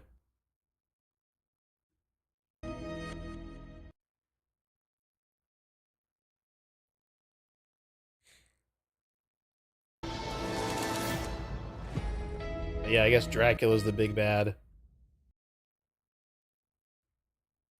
To addressing the challenges we continue to uncover in our ongoing Thing look chunky. I'm pretty sure he's supposed to be. Is he not? He's a tank. We are also diving deep into our own experiences to optimize design and leveraging backend analytics to ensure a robust macro balance in combat. And rest assured, we are gearing up for some thrilling new season content.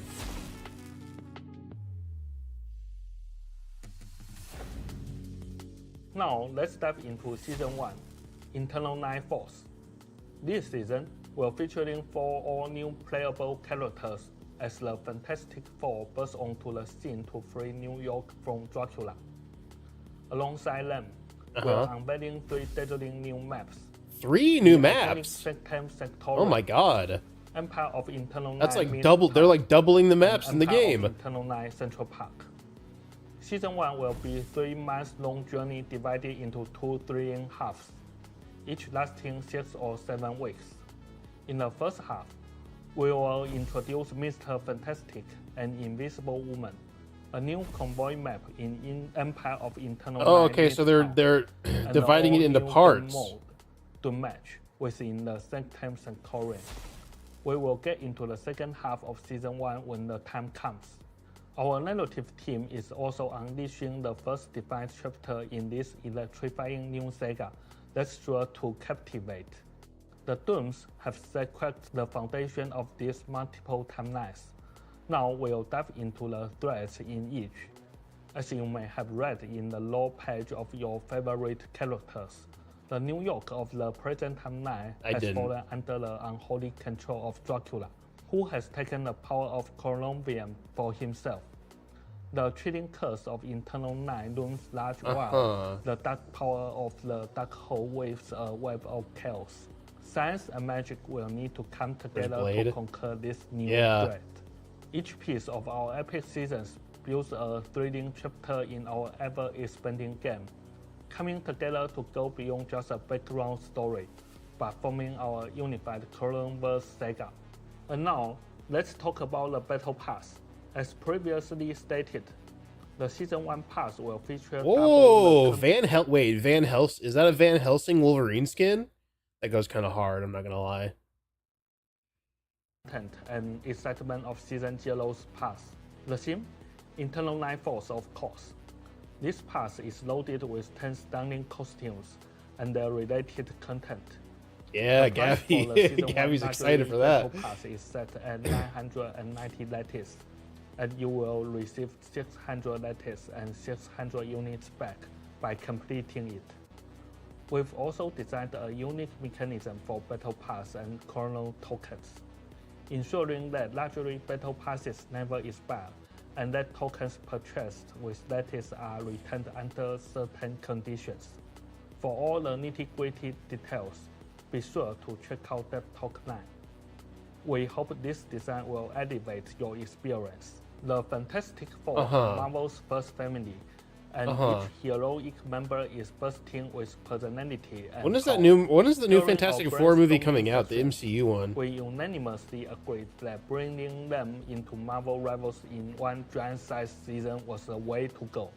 This 2-in-1 season features double the playable content of a regular season, and will bring up our total playable character count to 37 at the end of Season 1. Now I'm going to let Zhiyong speak more about the updates coming in Season 1, as well as more specific details on the new maps and heroes. Going to you, Zhiyong. Greetings, Rivals. I'm Zhiyong, and I'm excited to unveil the thrilling new adventures awaiting in the first half of Season 1, including new heroes, new maps, balance updates, and fresh changes to rank.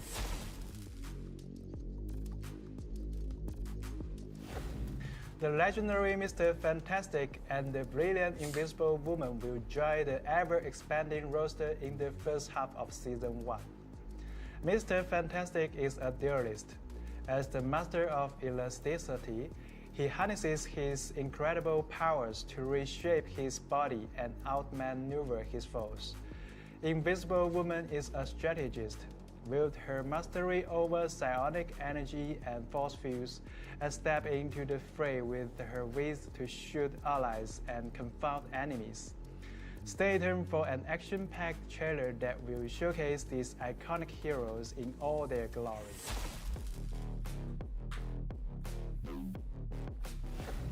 We are introducing a new convoy map, Empire of Eternal Night, Midtown, and a new Arcade mode, Doom Match, along with a new map, Sanctum Centurion. Brace yourself to enter the Sanctum Centurion, the mystical residence of I heard that Here, I heard that there's some people getting nerfed.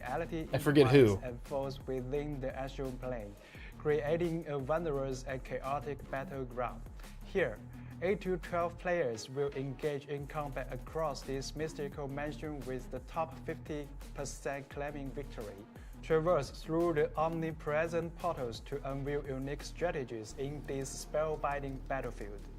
Players can also head to the frontline where Earth's mightiest heroes clash against Dracula's vampires in Midtown, New York City.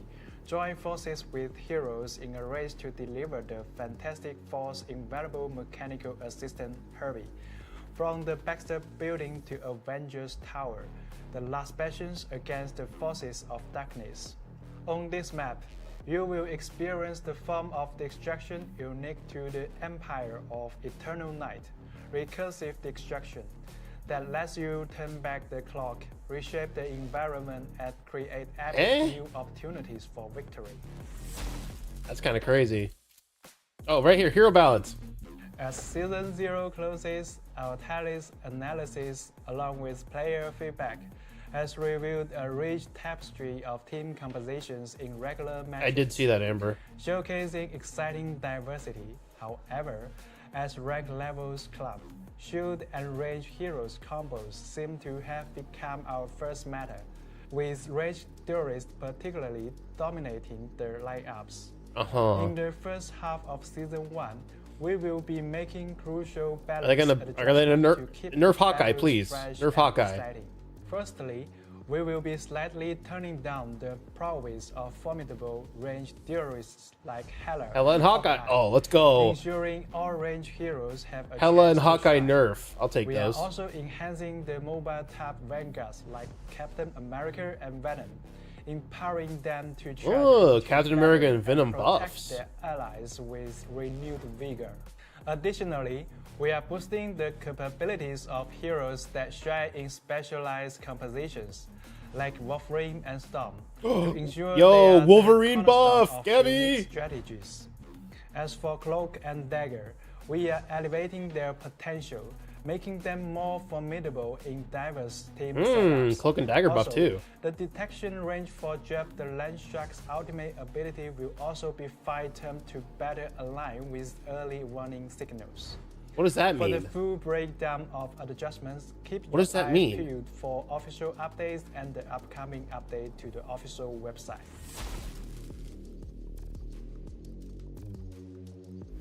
Speaking of the official website, we will review the hero pick race and win race as Season 0 draws to a close.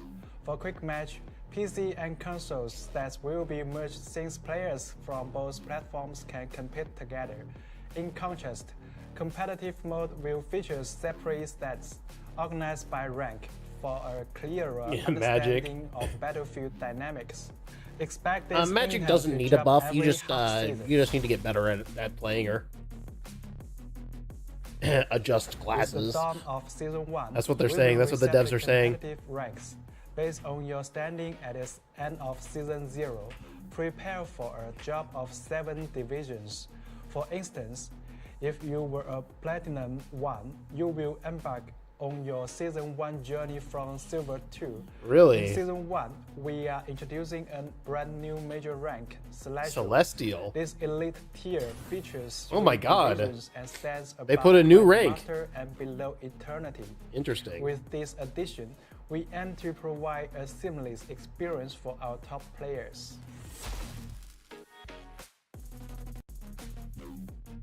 Last but not least, we've heard I'm not. I haven't even hit gold yet, chat. I'm not hitting gold before Season 1. I'm not getting that Moon Knight skin, We bro. are adding a new graphic options that Sag. provides higher frame rates to meet the needs Oh, higher of frame rates. competitive players. Additionally, Hey. we will introduce Yes, the top mouse for acceleration mouse settings. acceleration settings, I was literally just about to say allowing that. users to customize their preferences. Thank God. We will also be introducing a streamer mode in the first half of Season Streamer 1 mode. for those aspiring Marvel Rivals streamers out there. Thank you for your unwavering support, Rivals. This is only the first half of the season, and the second half will bring more excitement when the Thing and Human Torch arrive on the battlefield in 6 to 7 weeks. We can't wait to see you all 6 in to the 7 battle weeks? against Holy Jackers moly. to save New York. Ignite the battle. Yeah. I mean, if you're a streamer, you have to use streamer mode, right? Says me, who has barely ever used streamer mode on any game ever.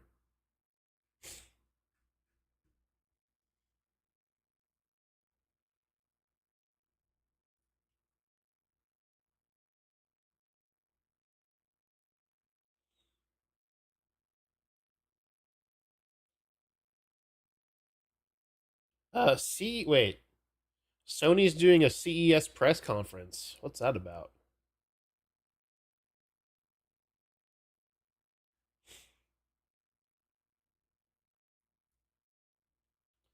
I'll pull that up. Okay. Let's go back to Japan videos.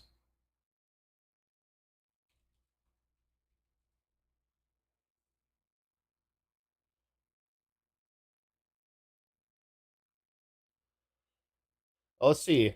11 plus ways to save money in If you're Japan. planning your trip to Japan and you're Yes. still trying to be money conscious, you're going to want to watch this video all the way through because you're going to be able to save yourself some money. I'm going to Yes. be dividing this video into a few sections right here, and in no way are these tips going to be dampening your fun. Alright, let's get started. Let's start with the lowest hanging Nice fruit, voice and this crack. is going What to the be hell, your Mew? flight. If I'm you're getting looking to over a have the sickness. biggest savings, then this is where you need to start. Thank the you flight very to anywhere much. can drastically change depending on the time of the year, but let me just tell you that Christmas and New Year's times is so expensive, it could be 2 to 3 times more expensive than the rest of the year. Unless going to Japan during the holidays is your only option, I recommend picking another time of the year, or if you can, just try to shift those dates a little bit before or a little bit after because you can save yourself hundreds of dollars. If you're able to be just a little bit flexible, you're gonna save yourself some money. Also, if you're wondering about other Japanese holidays like Golden Week and you're worried that it's going to be crowded but the flights are not that bad, I would still pick the cheaper flight versus going at the holiday time. Yeah. Because I went during Golden Week and I honestly didn't You're- think it was that I was bad. the one Having being a bullied less here, expensive flight will make a not huge you. difference in your trip and in your wallet. Another tip regarding flights is that arrival time does matter when you get to the airport in Japan. The reason the arrival time makes a difference is because let's say your flight arrives really late at night. The trains and buses, they do stop at a certain time, so you'll either have to spend a lot of money from a taxi ride, find an accommodation to stay at, or you'll have to spend the night in the airport. Time is money, so if you have the power to pick an earlier arrival time in the day, opt for that. If you want more details We're regarding this, arriving. I We're do have a lot of arriving logistics before the in my trains free close, beginner's guide so to we should be Japan. fine. It's a free download. I don't even and think you we're can find taking that the in train description anyways. below.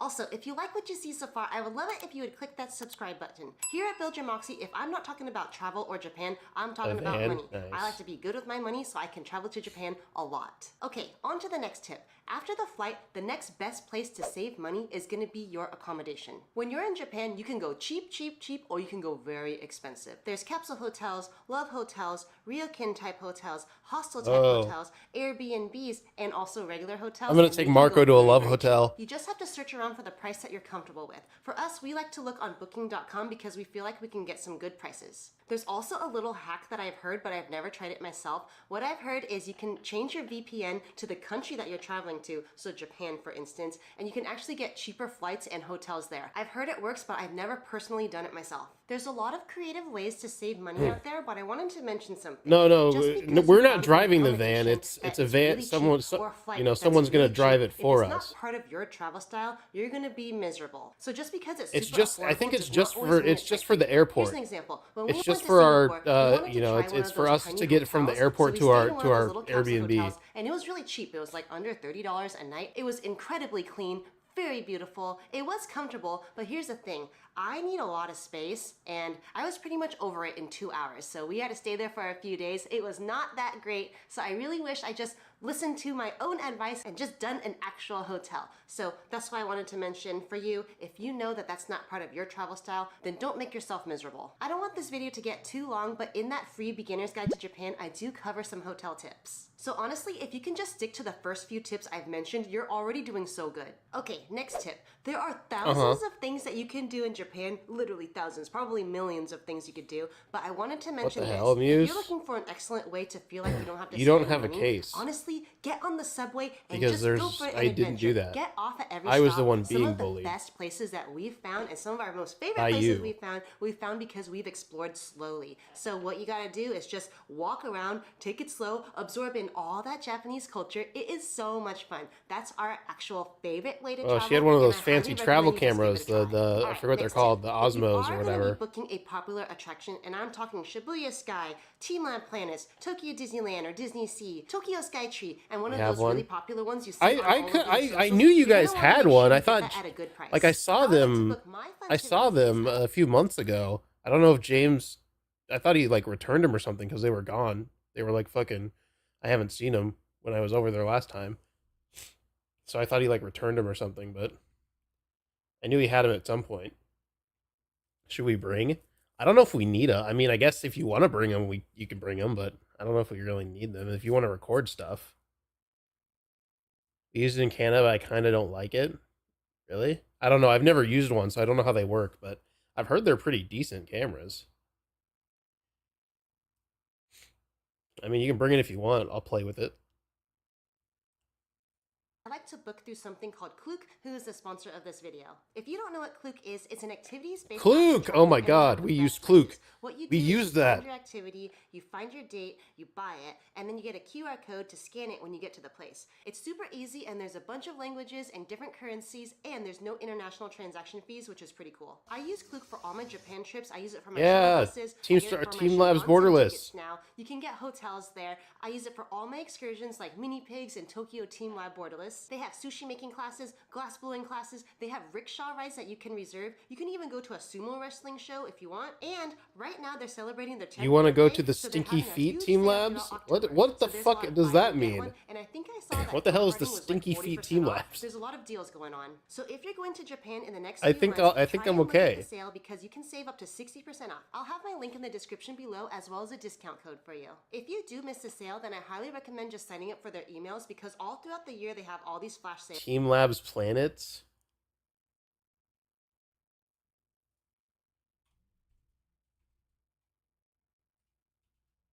Team Labs Planets. What is this about? What? Ew, what the hell?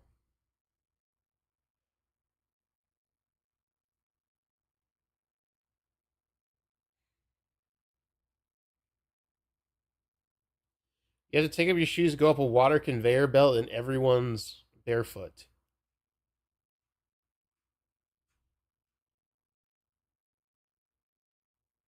We've experienced Team Lab Botanical Garden, we've experienced Team Lab Borderless, and today we get to experience Team Lab Planets. Yeah, I think I'll pass on that one. I think this is something you have to do when you're in Tokyo. We're going to the water area. Everyone's taking their shoes off. I can hear the Do you have to water. carry? No. We're gonna Okay. go where I was going to say, do you need to take carry your this shoes with you? barefoot exhibition. It's pretty Ew. Smells really nice. in I here. feel like you would like slip. I feel like there's a chance you could fucking slip or something going up that. At least I feel like I would slip. I would probably slip going up that and then fucking break my arm or something. touching. That's why the No, whole thank you. exhibition is barefoot. No shoes allowed. There is No, thank you. It's kind of trippy in here because the floors, the Like this is walls pretty are cool, and but yeah, ew, it's like water. There's just it's like shin high water. That shit, yeah, it probably smells like it probably does not smell good. You know how clear? So that really makes they sent us the QR. Hell no, no, thank you. I'm good. Sales like 15 or 25 or 40% off, so you can get a lot of good deals if you're going to be going to Japan a lot later. Even if you don't buy anything, if you have decision fatigue, which I get a lot of the times because there's so many things to do in Japan, just use Klook as a search engine. You can just look up that city and see what's popular to do there. Okay, let's talk about saving money when it comes to connecting to the interwebs. Now in Japan, there's a lot of free Wi-Fi, but for me, I like to have peace of mind and know that I'm connected at all times. Internet is important in Japan, and unless you're a Japan traveling pro, you may struggle a little bit without internet because it might be hard to find your restaurant or your hotel or the place that you need to go. Now, if you're looking to save money in this area, then let me tell you that a digital eSIM is the way to go. It's a Bro, lot more when I cost was young, when I was like in middle school, I used to get like warts on my hands. I haven't had a wart since though. Since middle school. But like I don't know how warts fucking spread, but I think there was probably some, I don't know, there might have been a kid in my middle school that was like spreading fucking warts or something. You're gonna jinx yourself? Yeah, I'll be fine. national phone plan or a pocket Wi-Fi. I remember I had a wart on my middle finger, and then I think I had one like on like my thumb at one point, and that was it. So I know of some really bad ones. And they went Message away me on after a Instagram while. if you want to know which phone companies are really bad. And then sometimes for the companies that are really good, there's a few that's really good. Sometimes for the companies that are really good, they're still like $5 to $10 a day. So that can add up, especially if your trip is a little longer. But yes, feel free to message me on Instagram. I'll just put it right here on the screen. In the end, if your phone allows it, I recommend getting a digital eSIM. If you don't know what an eSIM is, an eSIM Isn't it works by contagious? letting you Warts? connect Yeah, I to think another warts. mobile I think network warts are without having contagious. to You can swap spread physical them. SIM It's like a. cards. Most newer I think. phones Yeah, come I think you with the SIM can. option. I mean, I've been obviously, if you using get them from Iralo frogs and eSIM stuff. all over Japan. I've used it the last 2 trips, and it Roly was awesome. polies. I went to the countryside. It works on the trains. It works on the Shinkansens. It works when you're going really fast. It was about $18 for 10 gigabytes, which is perfect for a 10-day trip. So I may have a code for you. I'll link 10 it down in the gigabytes is perfect for a description 10-day below. trip. What I recommend is downloading the Iralo app because you can easily top off your plan in the app as well when you're in Japan. Next tip. If you're needing some cash, then I highly recommend going to an ATM. In Japan, it's called 7Bank, and you can find these ATMs in 7-Eleven convenience as well as in the airport. The exchange rate is really fair, and they accept Did you play with wildlife like me and gang? Honestly, yeah, as a kid I did. I don't know about in middle school as much, but like elementary school I did. If I need to. And when you're doing transactions, you can see what will be charged, and I really appreciate that. Okay, let's Woohoo, talk ATMs. shopping. I'm using a big one. shopper when I get to Japan. I love shopping at Don Quixote and Uniqlo and Bit Camera. There's so many different places to go, and I just love bringing a lot of stuff home. I'll also link below some of my favorite items and some of my Jesus shopping Christ. hauls. When you go Oh my shopping God. for anything, and this includes pharmacies and the mall, make sure you bring your passport with you. When you do that, you can save yourself around 10% of your entire purchase because you're shopping tax-free. Yeah, I'm What I like to definitely say gonna is do- just I'm bring definitely your gonna do passport and that. Show it when you're checking out, and they'll apply the discount if able. When in doubt, whip it out. The passport. Also, I wanted to mention real quick, I am so sorry that I'm talking so fast. Literally, when it comes to Japan, I get really excited. So my voice gets higher and my voice gets faster when I get excited. So sorry about that. Okay, let's talk about the next tip. If you are in the process of Japlanning, you've probably heard about the Japan Rail That's Pass or the crazy. JR Pass. Japlanning. So I'm about to save you a lot of money right now. Don't get it. Why do I feel like this Japan trip might not be our only one? And a lot of the bullet trains unlimited for a set price. We'll see. It used to be a really, really good deal, and then at the end of 2023, there's a price increase, so now it's completely not worth it. Too bad. It's extremely hard to get your money's worth. You'd have to ride the train like far every day in order to get your money's worth. I'm gonna link a couple resources below on how you can get around Japan without a Japan Rail Pass. When in One doubt, is a whip it video out. on how to use It's the crazy. subways in Japan. It also talks about like one of the main things I want to get is a Suica card. Show you what to look for. A little You'll penguin get the on hang it. of Honestly, subways are my favorite. I'm a subway girly. Another Saying you want is to a go video on how to buy next a year? Shinkansen We'll ticket see. We'll see how the or trip ticket goes. at the kiosk in Japan. We'll see if I'll we'll show see you if which all of us button are still circulate friends by the end of the come out trip. of the machine. However, I know that buying tickets Did at you the see the one kiosk in can be really Osaka? confusing See, still. wait, So what? let me See show you what? I've What been in doing, and Osaka? I've been doing it through Klook because duh, I'm a Klook super fan. But let me just show you how I buy my Shinkansen tickets. Okay, so what you're gonna do, you're gonna open up the Klook app.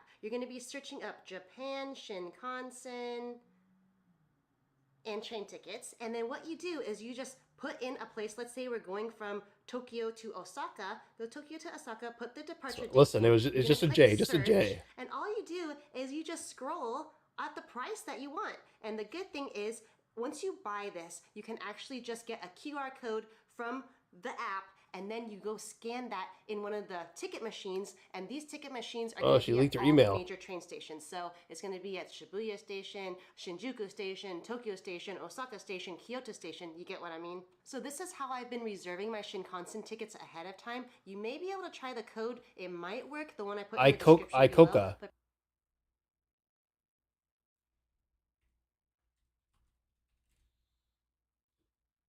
Oh yeah, that card. It's like a platypus. Shit's like, yeah, it's a platypus. Look, see, it's a little platypus. Suica is the penguin. Ikoka is a platypus. It's cute. Yeah, it is cute. It is cute. It's a little platypus guy.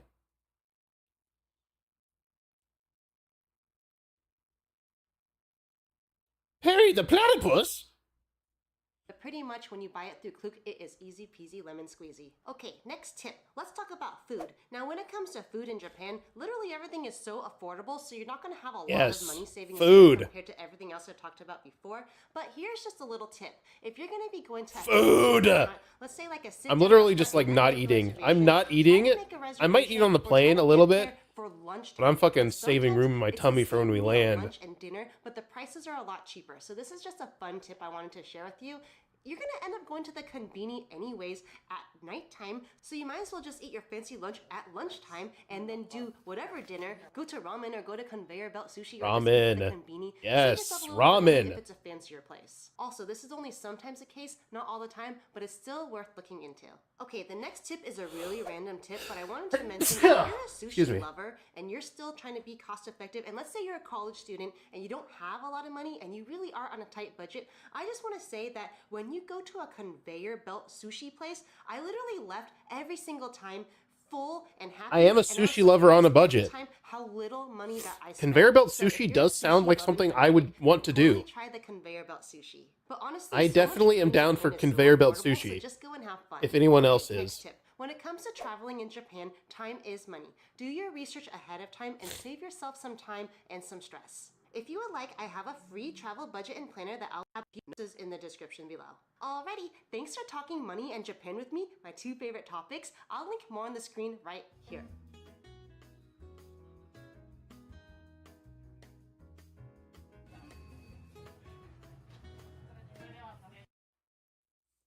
I'm having like a sneezing fit right now. I don't know why. Your first hour in Japan. There are 3 critical things to take care of in your first hour after landing in Japan. But first, Yeah, money. Okay. Yep. So it's getting money, getting an eSIM, and getting train tickets. hour after landing in Japan. But first, your pre-departure checklist. You guys eating re-sick? No, I'm not sick, bro. I'm just, I don't know. I'm just sneezing today for some reason. You are from countries that are visa exempt for short stays of up to 90 days. But of course, I'll link Japan's official Ministry of Foreign Affairs page down below, and you'll want to double check before booking your trip since things can of course always change. I'm not sick anymore, okay? I haven't been sick for like almost a week. Just like the USA and Canada, You however, sick as fuck. I'm not everyone knows that sick. even the I haven't newest been sick hotels in over a and week. Airbnbs, you'll only find type A wall COVID? No, I don't even have. I took a COVID test. I didn't have COVID. grounding pin. I took a test. So if, for example, your laptop uses a 3-pronged plug, you'll still want to pack a travel. You know, I've been traveling as Third while box sick. to check Okay, off well, the I am not checklist sick. I'm is not sick. emergency cash. Japan is still quite a cash-heavy. I don't country, feel so with that sick. in mind, I my just, I'm recommendation having a little is to have sneezing fit 10,000 right yen now. of backup emergency cash stored separately from And my your nose budget has been per stuffed, week but it was from you'll when be I in was Japan. sick 2 weeks Fourth on ago. the pre-departure checklist is to ensure Wanna that your get cell phone sush? is indeed unlocked. If you plan on using a local SIM card When we get off the want plane to after we use an check in? eSIM, they're definitely Yes. worth checking Conveyor out belt if you sushi, only though? need data Yes. and don't need to make phone calls. Next up is deciding whether or not you want a Japan Rail Pass. I'm going to save you some time. The answer is basically a definite no.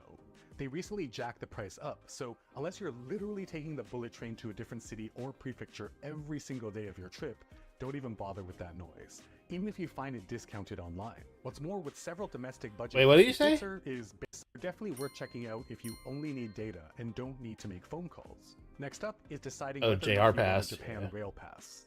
I'm going to save you some time. The answer is basically a Should I definite cancel no. Kill Bill? They recently I mean, jacked you the know, price up, so unless you're are literally there taking people the who bullet aren't train to a interested different in it? city or prefecture every single day of your trip, Don't get a don't even no, I'm bother not getting a with that JR noise, Pass. I'm just even gonna if get a you find it Suica card. discounted online. What's more, with several domestic budget carriers, it is often literally way cheaper to fly on budget airlines within this awesome country. And finally, before you depart, you need to decide which airport you'll be flying into. I'm assuming the vast majority of you watching are interested in visiting Tokyo as your primary destination. If so, you can fly into either Narita International or Haneda International. If time is of the essence, it's a no-brainer.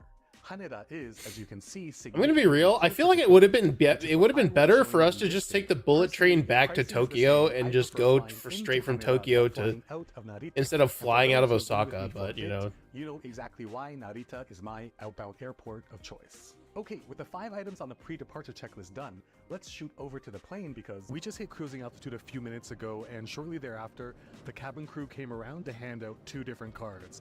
A white card, which is a foreigner disembarkation card, and a yellow card, which is a customs declaration card. One interesting thing is that on both forms, they actually want you to write your accommodation name as well as the phone number. And as someone who visits Japan quite frequently, at least once or twice a year, I'm done making that mistake. So now as soon as I book the hotels or Airbnb, I make sure to save that phone number in my phone before I leave, just so I can refer to it and fill out this form while I'm on the plane. But you can do all of that ahead of time online.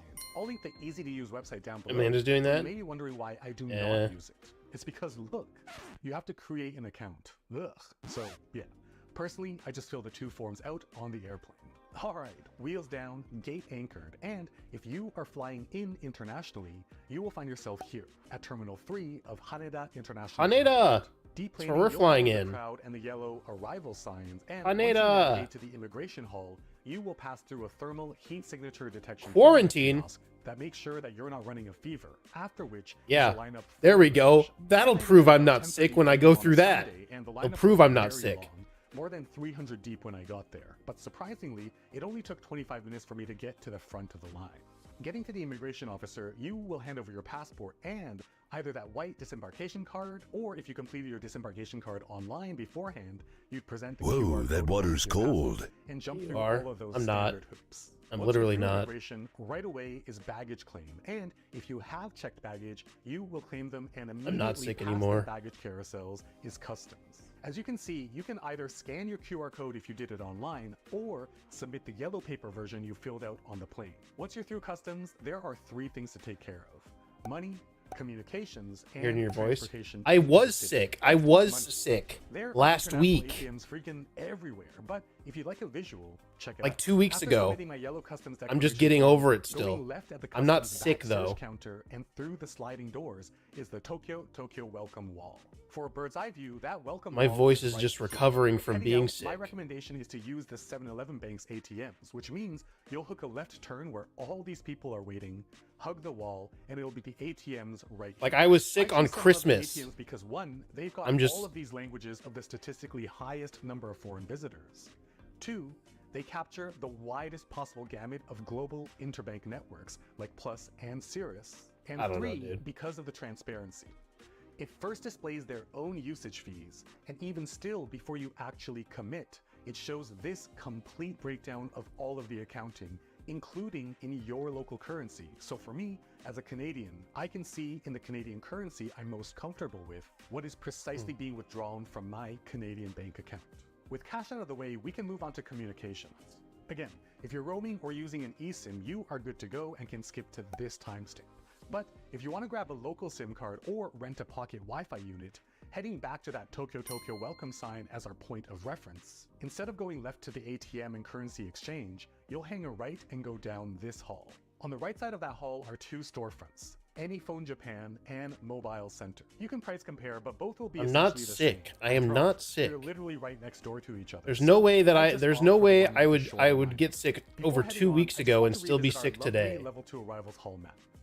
Once you exit the customs hall into freedom, if instead of either going left to handle your money or to the right to handle your communications, Like, you I simply sound like I exchange. don't sound You'll great, see but all like the I'm already not sick. I kiosks sounded of information. way The worse staff than this here when I speak was sick. fantastic English and can point you in the right direction for everything we've discussed so far. Hi, Miss May. just in Hello. case you are still unsure. But continuing on in that same direction, just past that information kiosk on your right-hand side, is where you'll find the KQ train line, which is where more than 90% of you will be headed in order to get into Tokyo. The KQ Tokyo! train line format has 3 sections. The real human being customer service counter section, followed by the map and ticket vending machine section, and finally the actual passageway to the train platforms. Here at the ticket vending machines, you can see the importance of getting cash first, since, as you can see, train tickets here are indeed cash only.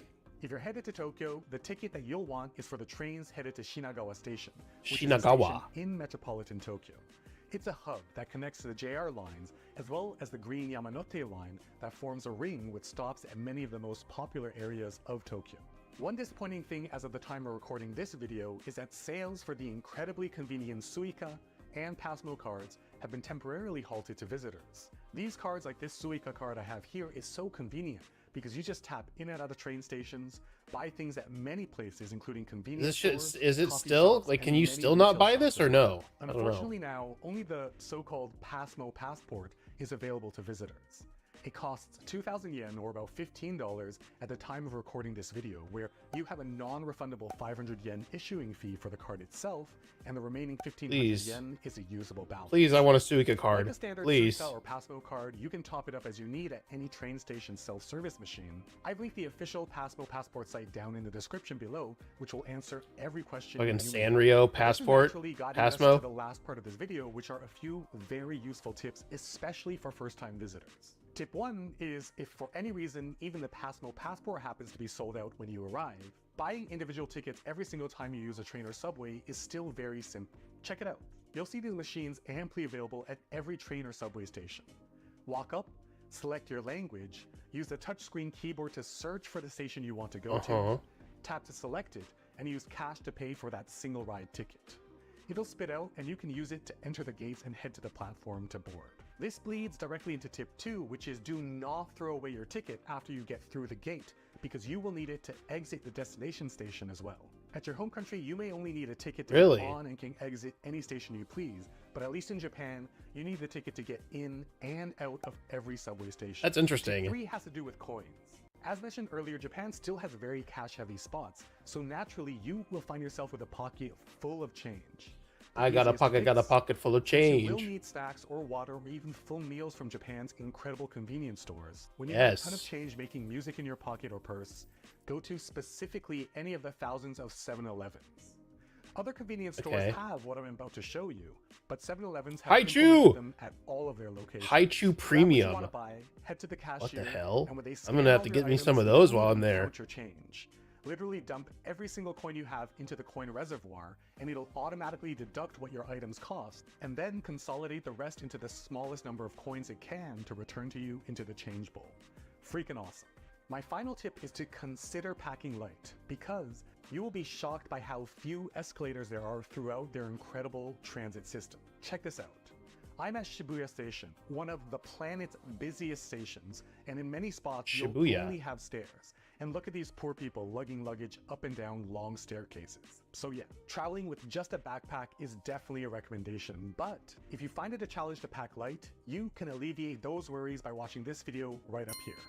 This video down here will alleviate even further by showing how not one but 2 people shared one single backpack. If Haichu is the Kiwi one? I'll keep them on screen for a few seconds so you can choose which one to watch. I like the dragon fruit Haichu. Consider subscribing and hitting that bell so you'll be notified the moment. If you're planning your Yeah, I don't know why you would like lug a suitcase around Japan. Like if you're just walking around, like why would you just lug a suitcase around, you know?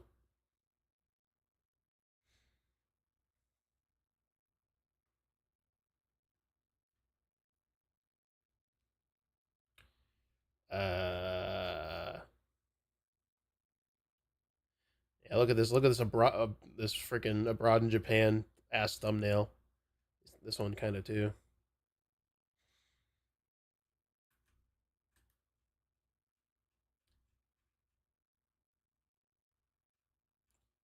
Where is, here we go, Chris Broad. Does he have any recent videos? 12 things in Japan that don't make sense. It's 2 weeks often ago. said the worst time of year in Japan is summer, but this is false. Once upon a time, one of my early years living here, I was tucked up fast asleep in my bed, when all of a sudden I heard some ominous shouting. It was coming from a speaker outside my apartment window, and it was borderline deafening. Now this was not long after the Tohoku disaster, and I thought maybe something else bad was about Propaganda, to happen. questionable brand, And questionable as my band names. So my new hobby this year has been collecting records of my favourite artists. Artists like Tatsuro Yamashita, king of City Pop, Hall & Oates, legends of the 80s, and of course the Smiths. There's definitely some weird band names in Japan. You know, one of the most important things a band can do is think of their name, because it becomes like a statement, doesn't it? What's up, You know, Otis? Think of bands like the Spice Girls, they're in-your-face, rebellious, all about girl power. The Backstreet Boys, bad boys, hiding in the shadows, rebels. New Kids on the Block, out with the old, in with the next generation. There's a sort of statement or message going on there underneath those names.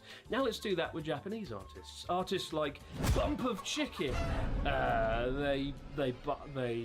Whoa, They like Bump of Chicken is like the Coldplay of Japan. Hormone. Maximum the Hormone, They yep. are the next one. Crispy Camera Club. Uh-huh. It sounds like when you get like crisps all over the camera, and which I have done.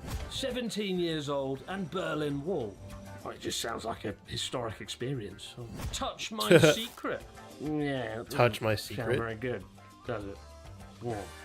In the same way we see Japanese English marketing on numerous products here to add a sense of prestige, but What the often it fuck goes, is "Oh, that?" doesn't make sense. You see a similar thing with They just bands sell fucking. and They just sell prestige, that but shit. Japanese Super English bikini. marketing on Super numerous bikini products man. here To add a sense of Black prestige, man, but often super goes bold, bikini. it doesn't make sense. You see a similar thing with bands, and having a quirky band name is a great way to stand out. And often if you read into why these bands chose the That's name, crazy. there isn't much logic behind it. Take Maximum the Hormone, for example. To quote them on why they chose that name, take it as you like, it means anything, from the Japanese cuisine for cooking animal innards to the sensation of the maximum amount of your hormones coming to the boil. Doesn't really explain much. It's almost like they just went to a dictionary of English words and just sort of picked them out. Maximum the randomly. Hormone These is just band weird. names are Their written even in their katakana. songs are weird, man. Use a lot of foreign borrowed words, right? And they sound better in Japanese. For example, bump of chicken is bumper of the chicken, which is often just shortened to bumper.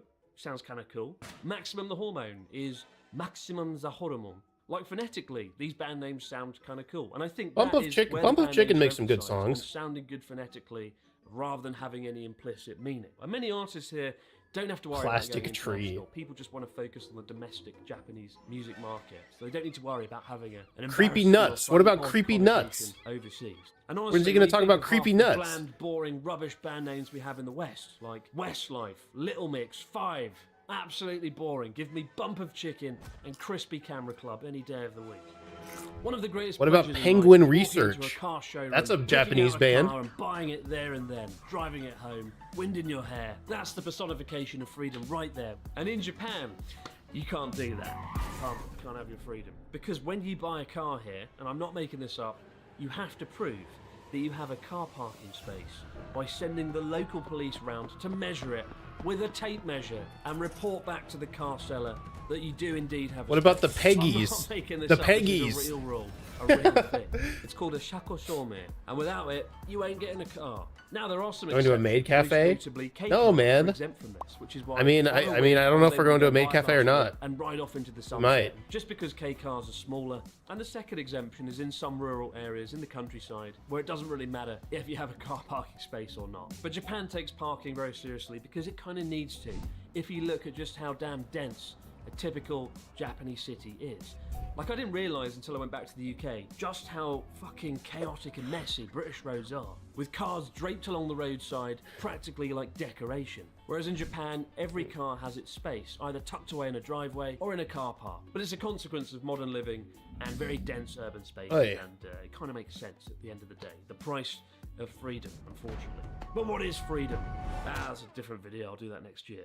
There's a moment of dread that comes with staying in any Japanese hotel room. You'll check in, it'll be wonderful, the staff will be lovely. You'll get to your... Is that a robot? Yeah, That was not even a real person. That was not a You'll real check in, person. It'll be That is not. Yeah, don't touch the robots. wonderful, the staff will be lovely. That's You'll get that's to your room. creepy. You may have a futon, you may have a bed, it doesn't matter, they're both brilliant. But there is one thing that can derail any experience when you discover this, the beanbag pillow. The Oh, the Sorbonara beanbag buckwheat pillow, designed to do one thing and one thing alone. Absolutely fuck your neck in 3 different directions. As somebody who spends half their life on the road, staying in various hotels around Japan, this is the difference between a good and a bad night's sleep. And it is often a complaint that I find amongst fellow foreign travellers. Now, they are supposed to have some positive aspects. I think they're it's nice and compact, it's small. They're also said to be nice in summer because they kind of increase airflow in those hot, humid months. And I suppose if we're really clutching at straws, or buckwheat in this case, it kind of continues that nice, natural aesthetic of being in a Japanese environment with the paper sliding doors, the tatami straw mats, the buckwheat husks harvested from the fields. It all adds up to a nice, natural, relaxing aesthetic and atmosphere. Except it doesn't, because it'll break your neck. On your travels around Japan, you'll often get caught up with roadworks. I don't think I have to And when worry you do about that so, either. You'll notice that Darth Vader himself is standing there with his red lightsaber out more often than not. Or when you often enter a car park, there seems to be a lot of people telling you where to go and what to do. Far more people than there ever has any right to be. I mean, it's not that hard to park a car, right?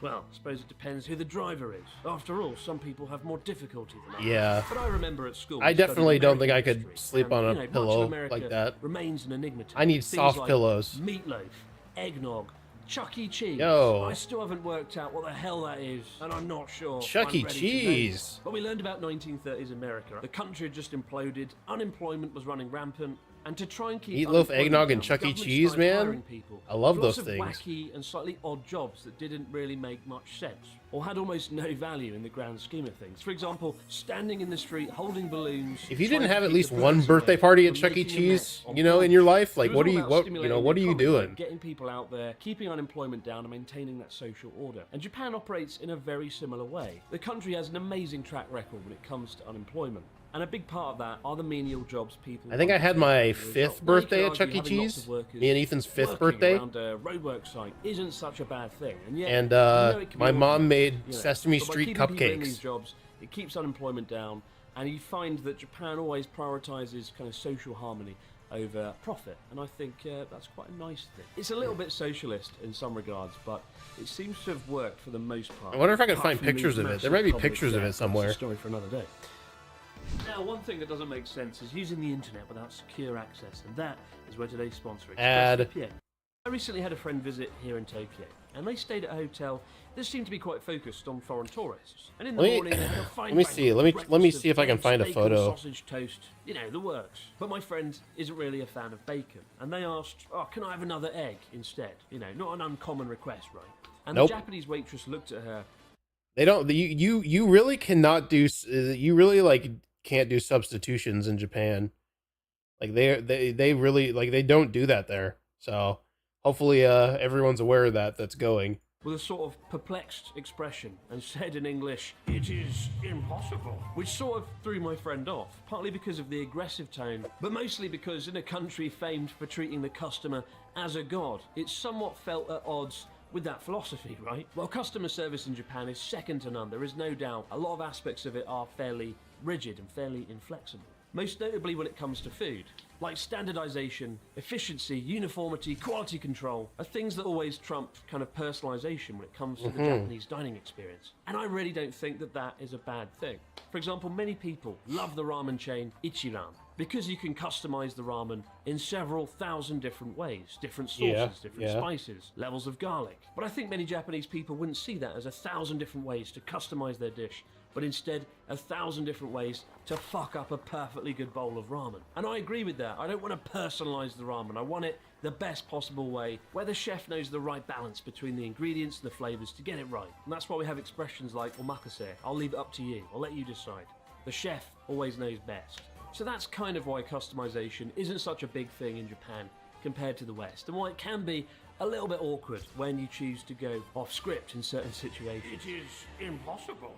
A few years ago, I was doing a live show with Natsuki, and one of the viewers asked him the all-important It question. is What would you do, impossible. Natsuki, if you were Prime Minister? What policies would you implement? And he thought for a moment before saying, and this is absolutely true, if I were Prime Minister, I'd give everybody a souvenir jumper.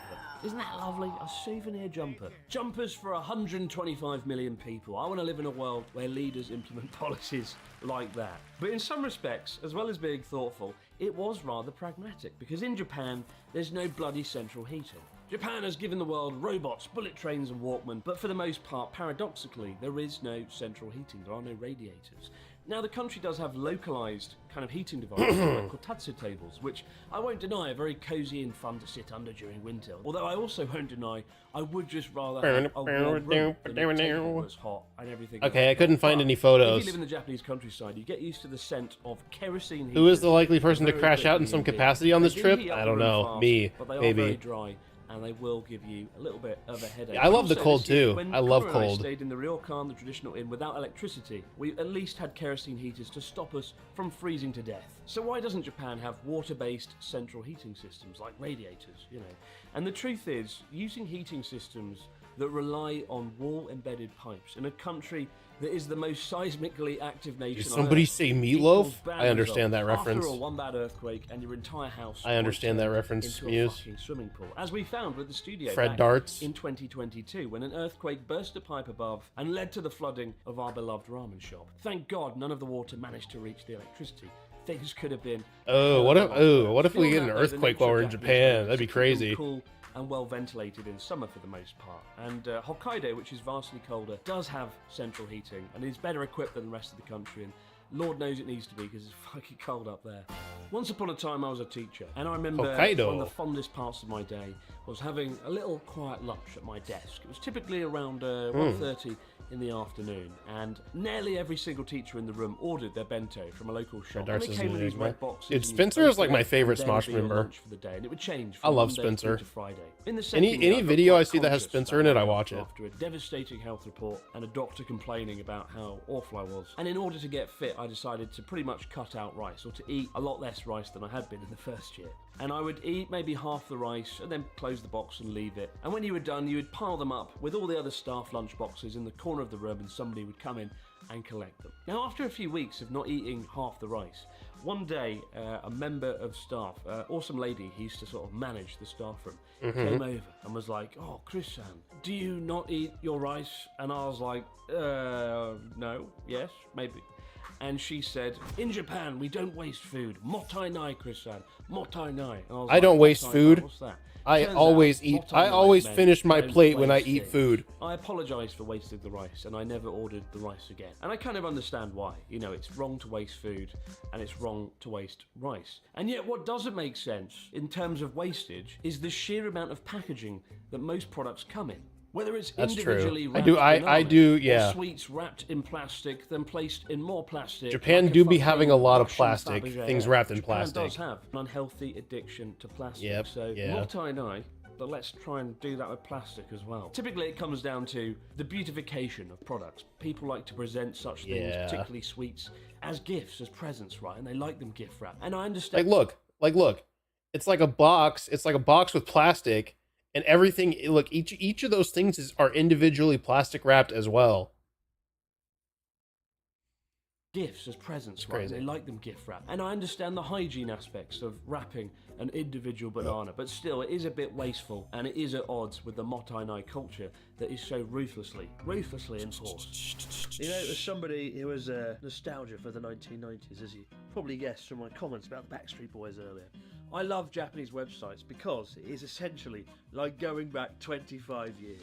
Most people associate Japanese aesthetics with minimalism, and yet when you look at a website, it's very much a maximalist approach. Text everywhere, an onslaught of content, often fairly overwhelming. But Japan always seemed very far behind when it came to software. There's lots of reasons behind this. In the 90s, most coding was in the English language. The Japanese language sort of fell by the wayside a little bit. And also in the early 2000s, Japan was at the cutting edge of mobile internet, right? People had phones with internet on long before we did over in the UK, leading to the rise of Galapagos phones. You find websites prioritise function over form. Really, it is just a different design aesthetic. In the same way Japanese TVs are plastered with text, right? And it looks completely different. I don't know why the music was so loud there. These days, it's not that Might the be software is might have been a little bit of an editing error or say. something. It is a design choice designed to appeal to Japanese consumers. Overloaded content gets the job done. Nightmare. We've all had that The nightmare squatting of toilets. He's walking going to talk about into those. a Japanese service station bathroom, crashing open the door, and discovering that it is a squat toilet, not a good toilet. Oh my And all the God, bells and squatting whistles toilets, the dude. futuristic experience we're meant to believe encompasses each and every Japanese toilet. It is perhaps the greatest enigma, so why are they popular? And there's a few reasons, but first and foremost, a lot of people like them because they've been around longer, and older generations tend to have, I wouldn't say an affection for squat toilets, but they have used them for decades and they don't want to switch to another kind of toilet. But there are health benefits from squatting, right, as opposed to sitting, and there can be no doubt about that. Studies have shown Practice my squats. as well as that there are Bro, I would hygiene listen. benefits I'm not paper using a because squatting your toilet. body I would does not fucking touch fall it, down come in my into contact shit if I with tried any to use part one of the those. toilet. And again, some people prefer that. I actually don't think it's more hygienic personally, from my experience travelling around the country and from what I've witnessed. But anyway, and finally, it is good for space efficiency. A lot of places are quite small, and you see them more in older buildings from the 60s and 70s where there is quite a small space and squat toilets can fit in. But the good news is they're mostly disappearing, and that is something to be celebrated. It really, really is. One of my first trips to Sapporo, Natsuki and I were in Sapporo Tower. Beautiful tower, great views. Whoa, that water's cold. And while we were on our way down, we came face to face with a rather horrifying sight. No, it wasn't my reflection. It was Meron Kuma, literally melon bear. Wait, Amber, are you still here? Bear. Denta. Human denta. It swings. Are we going somewhere that sells like Sanrio merch? Somebody think that I imagine was like probably. an appropriate mascot. A local Hokkaido bear that had bitten into a I mean, I'm pretty juicy sure you can get melon Sanrio merch become literally the anywhere. Probably ferociously bizarre creature Akihabara. we know and love today. And Ew. for me, that triggered Dude, that something of a melon bear is fascination with disgusting. Japanese mascots. A That's fascination actually that took me all terrifying. the way to Kumamoto, where I saw Kumamon the kappa. bear, whose sales have been worth an estimated $1 billion to the Japanese economy. And it led me down a path of discovery when it came to Japanese mascots, whether it's Clock How do you Tower, poop in Scary nature? Man, I don't go out in nature. I poop in a toilet like a civilized human. or a stupid runway. In the early 2010s, nearly every single place in Japan started implementing mascots. Why? Why does everything need a mascot? And it turns out Kumamon the bear is the answer. Created in 2010... To be fair though, I'm so tall that a lot of toilets are pretty much squat toilets for me And in anyways. just 2 years, Kumamon went on to generate $1.2 billion in economic benefits for the region, from tourism and product sales to the sheer high levels of publicity. And that is what triggered this kind of onslaught of mascot characters throughout Japan. Everybody wanted a piece of the action, everybody wanted their very own Kumamon, and to this day, nobody has come close. Kumamon still reigns supreme. In a country famed for its innovation and high quality output, why does everybody work such long hours? Why is everybody so damn unproductive? Compare Japan to the US, and it's perfectly clear that output is a lot lower here. FaceTime culture is a really big deal, you know, showing that you are at work, showing you are part of the team, you are present, you're in the moment there with everyone, is more important than necessarily doing a good job outright and being productive. I remember when I used to sit at my desk long after work was finished, maybe I was doing a bit of work, maybe I was just studying something. I would always have staff come over and compliment me for being a great worker. And it didn't go unnoticed, you know. It felt like, oh God, does that mean I should stay more often? Does that mean I should do longer hours? If I had been in a job where I could get promoted, that would definitely have tied into my psychology. I would have certainly never gone home because I would have wanted a promotion just by being present. And the people that do go home early are definitely noted down in the mind of the supervisor. There's also Japan's lifetime employment system, Shushin Koyo, whereby somebody who enters a company is said to be able to work there until their dying days, right? It's a job for life. Although it is becoming less and less. Sorry, I was texting my grandma. She texted me asking if I was ready for my trip. Said the worst time of year in Japan is summer. But Chitan? this is false. Whoa, that water's cold. Oh, did I? I think I accidentally restarted the video. Whoops. I fat fingered and restarted the video. Where were we? You are at work, showing you are part of the team, you are present, you're in the moment Okay, we there can skip. with I everyone. think Is we're more good. important than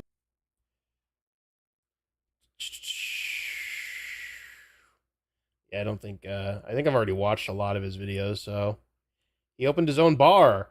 I think Lumi wanted to go to his bar. I don't know if we're going to or not. I feel like it might be. I don't know. We might go. We might go to his bar. Apparently, you can only have. Apparently, like, you can't. There's like a VIP room, but you can only have like a max of 8 people. So I don't know. I don't know if we're gonna go or not. If we are, then it might not be all of us. 今日はなんだかお疲れのようですね。そうですね。今月大変忙しい。お仕事はちなみに何されてるんですか。いや、実は不思議な仕事ですけど、YouTuber という仕事をやってます。それは忙しいだろうね。ちなみに日本いっぱい回ってるでしょう。そうですね。一番好きななんかこう日本の場所ってどこかな。一番いい場所はね。Right here at the Abroad Japan Bar in Shibuya, in Tokyo. That was Finally cringe. open after many weeks and months. Get yourself down here because it is amazing. Irashimasu.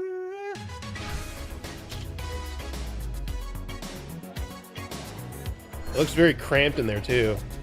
I wonder how overpriced it is. Is that the VIP area? That looks like the VIP section. This is a working gacha machine. That's cool.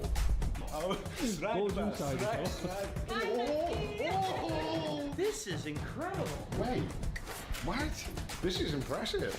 Like Interesting. imagine, too much. Real go fuck yourself, and it's very, very awkward. Oh my god. He has a. There's literally an item called "Go Don't wanna Fuck spoil Yourself" this on the one, but menu. is very, very cool indeed, because the drinks are inspired by Abroad Japan moments and highlights, like a magic meal, life is balloons, and What the hell? That's crazy. yourself. And it's very, very awkward requesting that one to our lovely staff each and every time. Go fuck yourself. Number 4, as you guys Crazy. know, both Charlotte and I are passionate about travel. We wanted the bar to reflect that. And we've got these amazing postcards with the most incredible artwork by our friend Erica Ward. Charlotte did the design on the back and the front. But what makes these special is each of Japan's 8 regions here. How much are And those? they're broken down into cities and prefectures. So this one here, for example, is Tokyo. Beautiful artwork on the front, but on the back, we've got our recommended places, our secret hidden spots around the country. So you can come in here, and almost like a guidebook, but better. You can pick out a few postcards and discover our secret hidden spots around Japan.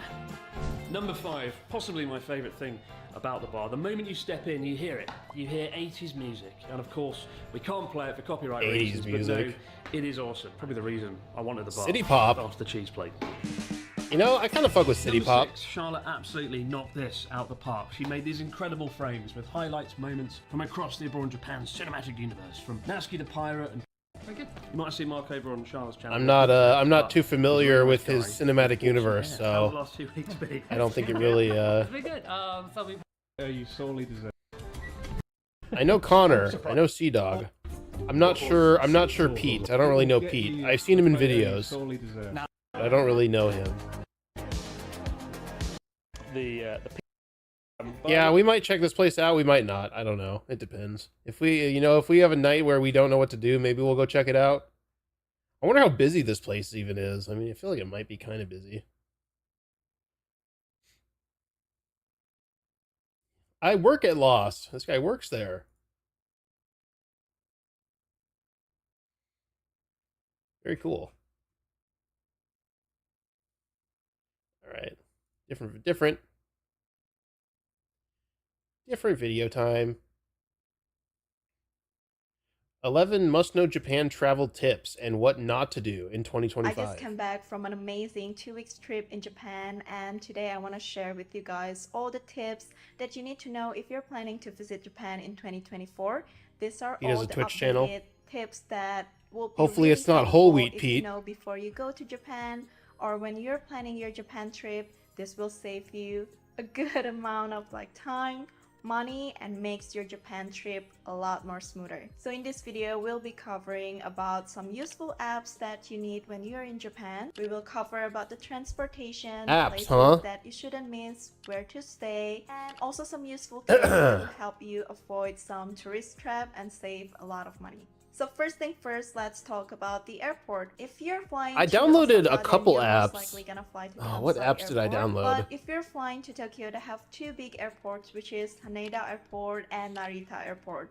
Now, when you're choosing which airport to fly in, I would highly suggest to choose Haneda Airport. From What the apps did I flight price download? point, it doesn't really have Can't a even big tell difference, anymore because but they flying to fucking. Haneda will save you a lot of I have so time many apps. and also money to get to the city center, because Haneda is a lot closer to the city area I compared think I to downloaded Narita is really far away from the city. Smart X So especially if you're for my flying tickets. to Japan in the evening, you really don't want to waste too I much might put that on my. Honestly, I think I'm gonna put tired that on and my you just home wanna get screen to so your I don't forget airport. about it. So flying to Haneda Airport is Smart a better EX. option.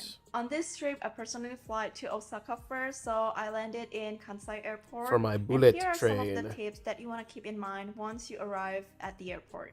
Now, one of the struggle that you keep hearing when people come to Japan is how they have to drag their luggage from the airport. I think to I the downloaded hotel, another app going through the too. train station because Was it you the have to Klook go app? through all I the don't know. I think I stairs. downloaded the But do you Klook know app. that I don't you really don't need that actually though. need to bring your luggage from the airport. You can actually just ship all your heavy luggage from the airport to the hotel, and usually it will arrive on the same day or the day after.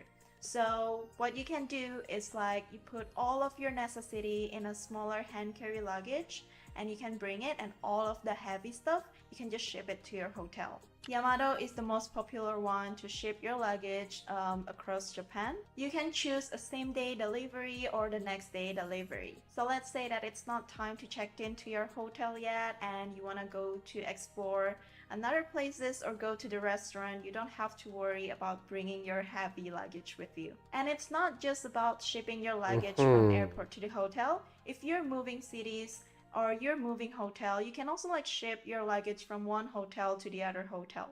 Now let's talk about the transportation from the airport to your hotel. Always you are use going the to train Japan. instead of taxi because taxi in Yeah, Japan I is think. I very, mean, I very hope I am. expensive.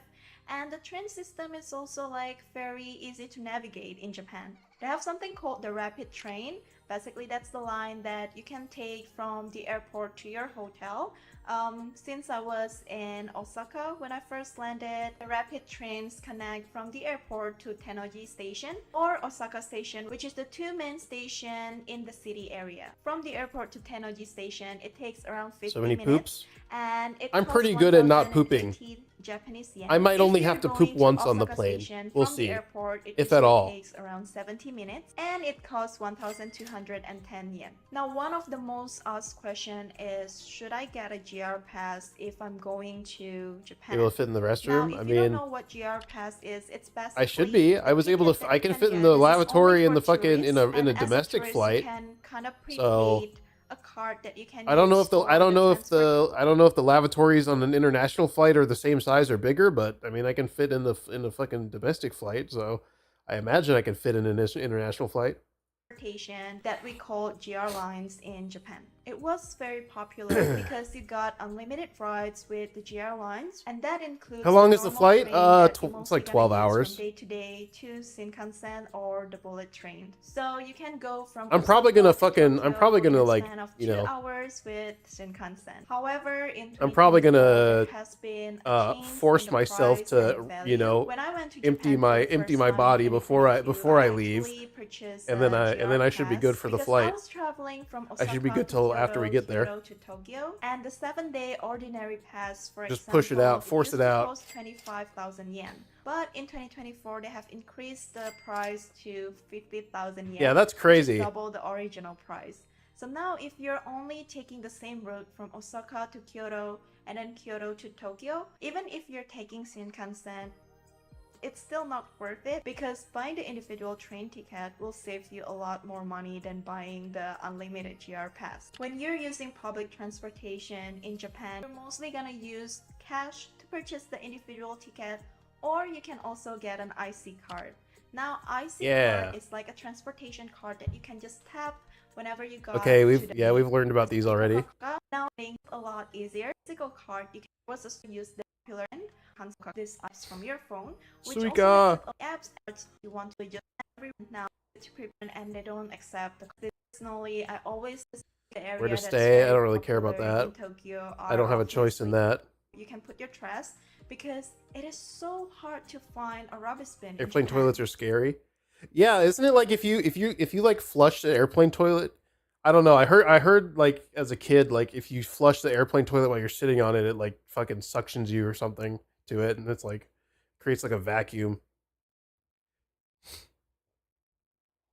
I don't know how true that is. I've never actually used a toilet on an So airplane. yeah, learn from my experience and bring a plastic bags with you or a trash bag. Another thing that you want to carry around is your passport. Now, we all know Japan, especially Tokyo, is best for shopping, and you can save a lot of money from tax if you bring your passport with you. So there's a lot of tax-free shop in Japan where if you bring your passport and if you shop above 5,000 yen, they will immediately cut off the tax, so it will be tax-free, and it was deducted right away from the store. So you don't have to like go to the airport and claim the tax. You definitely don't want to miss out Don Quixote, which is like the popular place to shop souvenirs. Yeah, Wow, that's a Don lot. actually has I've flown maybe like I want to say I've flown maybe like 10, 15 times. even cleaning supplies. Actually, maybe not even that much. Basically everything that you can think I mean, of. yeah, no, I would you can say find maybe it in I've flown maybe And close to like it's 10, also 15, famous 20 for times, and tourists I've never because used an airplane bathroom. And if you go shopping to like Zara, H&M,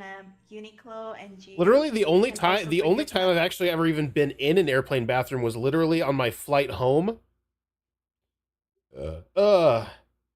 The only time I've been in an airplane bathroom was on my flight home from Christmas, like literally a week ago, and it's because like I started to feel sick on the plane, and I was like, oh, I might throw up. And there wasn't like a bag. They didn't have the fucking barf bag like in the pocket in front of my seat. So I had to I just fucking got up and went to the fucking bathroom. It was even before it was like the fucking seatbelt light wasn't even off yet, but I was just like, if I don't get up now, I might just fucking puke all over my seat or all over myself. So I just fucking I just got up, and the flight attendants didn't care.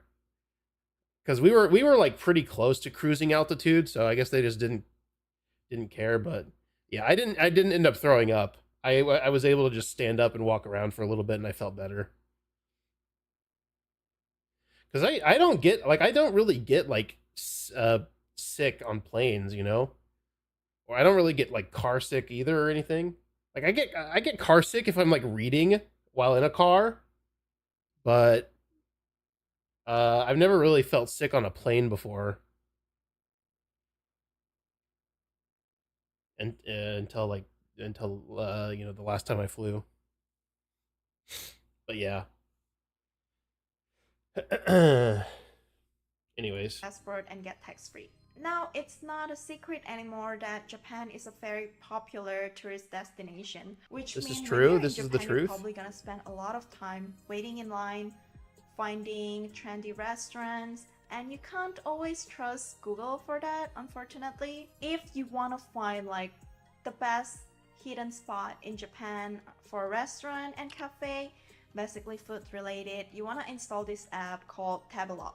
Basically, this Tabelog. is the app that the local Maybe I use should for install food that. reviews, finding like good restaurant, and you can also like book a reservation. I'm not really the beforehand, one who's so you I don't have know. to spend a lot of time like waiting in line. But don't be surprised when you use this app. There's a lot of restaurant that only has like 3 stars or maybe less than 3 stars. So they're not very generous with the rating system in Japan. But a restaurant with 3 stars What the hell is your problem, considered good Frank? in Japan. Like I had this That's a Kaisendon gift. in Osaka. That's That's $5 a right there. seafood That's a bowl. $5 donor right there. And yeah, you got rice and a lot of fresh sashimi on top. It was so good. And people talk about the other restaurant where you have to make a reservation couple months before, and also it costs a lot. I found this local restaurant, and oh my god, it was so fresh. Like Japanese seafood were fresh, but this restaurant took it to the next level, and the price was like very surprising. It was probably like less than half of what the other places cost. So yeah. How much was try it to find a though? hidden spot restaurant What the with hell? this app. But anyway, those are my tips. If you're visiting Japan, But so anyway, let me know when you're going. I'm and going what's your tomorrow. favorite thing.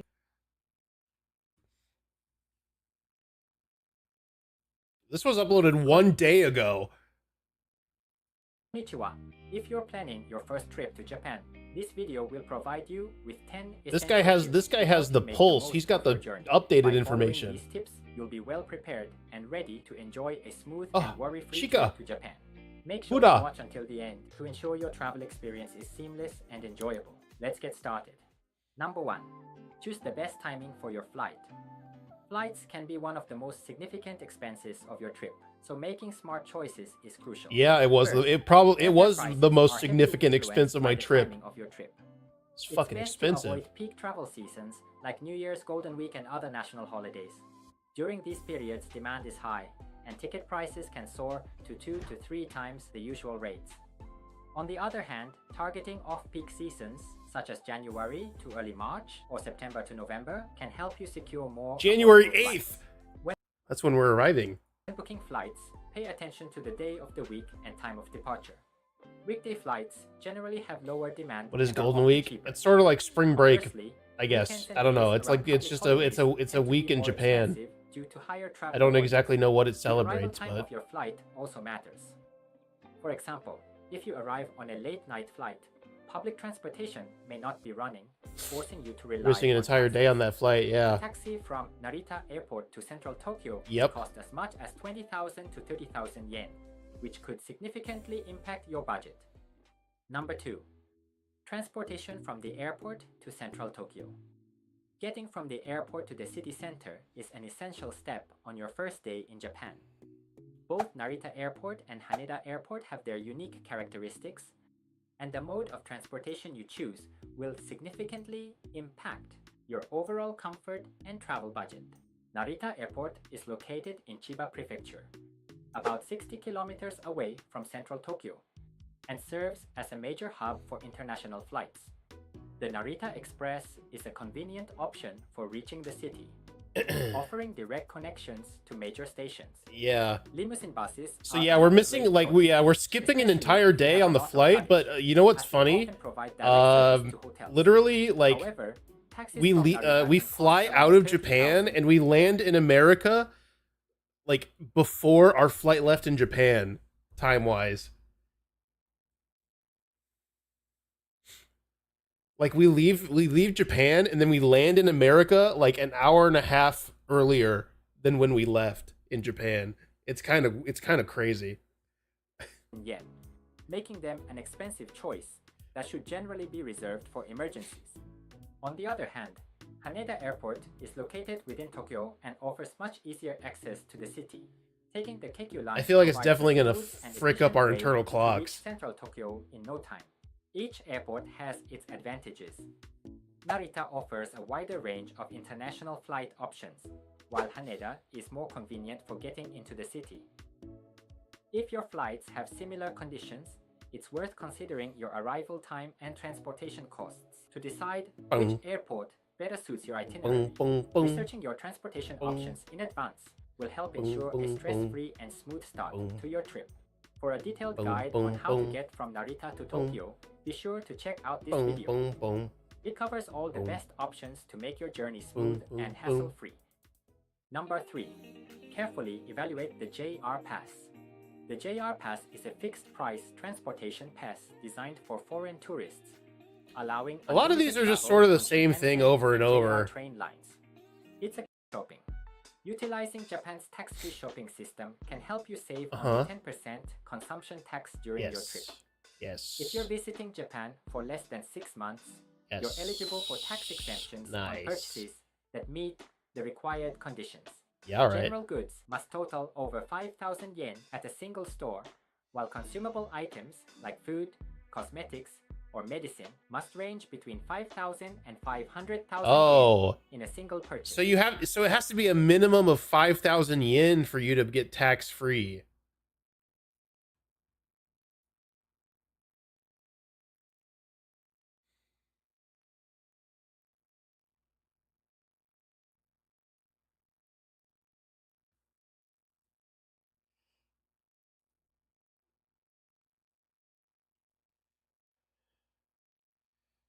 Okay. The tax refund process is straightforward. Head to the tax-free counter at the store where you made your purchase and present your passport.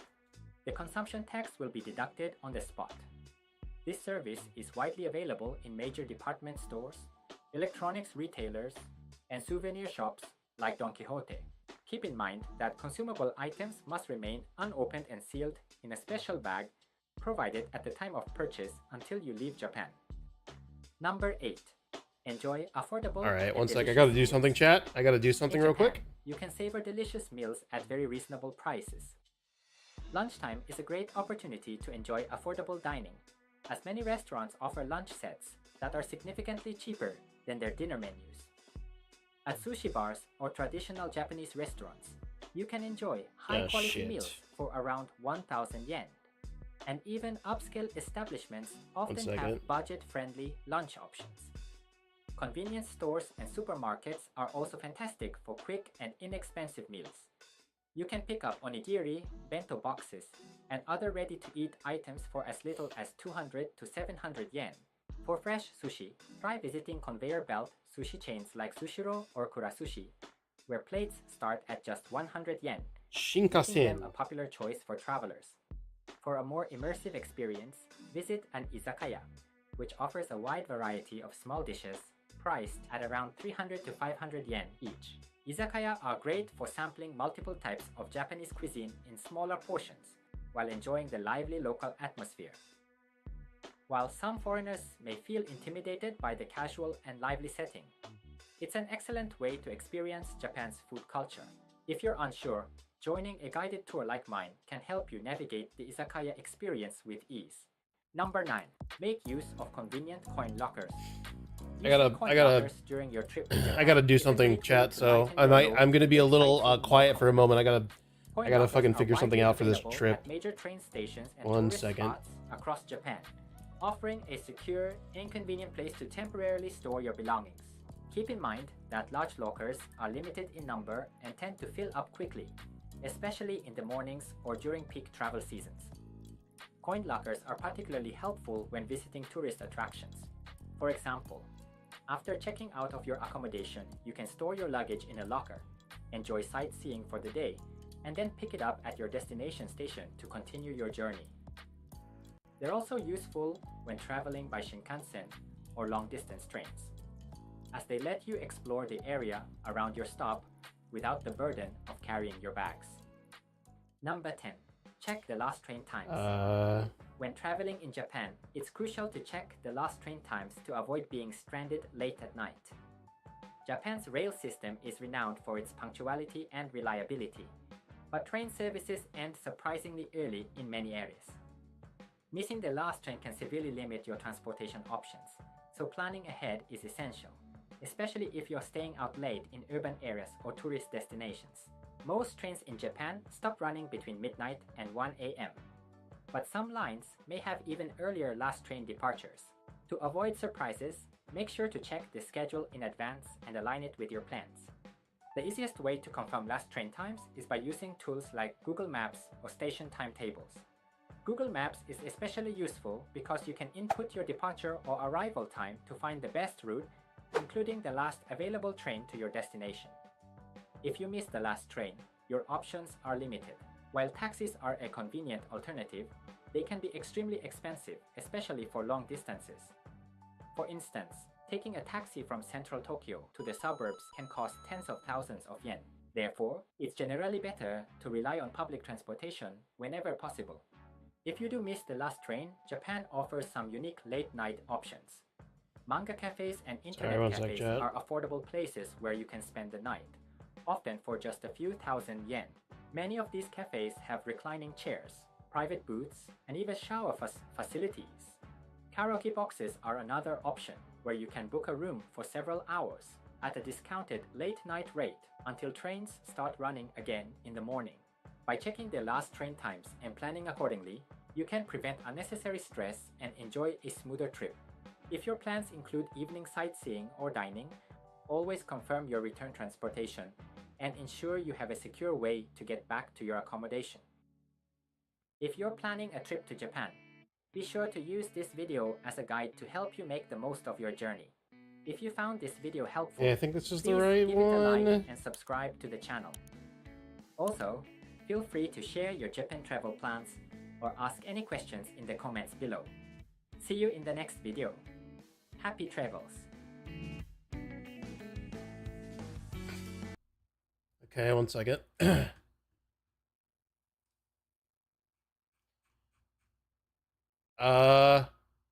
56 tips for long flights. Let's watch I love this. traveling, and you are looking at an economy girl right here. I don't mind 1 second. economy because I rather spend my money on my actual vacation instead of traveling to vacation. Here are some tips that we use to make our economy flights more enjoyable. First tip.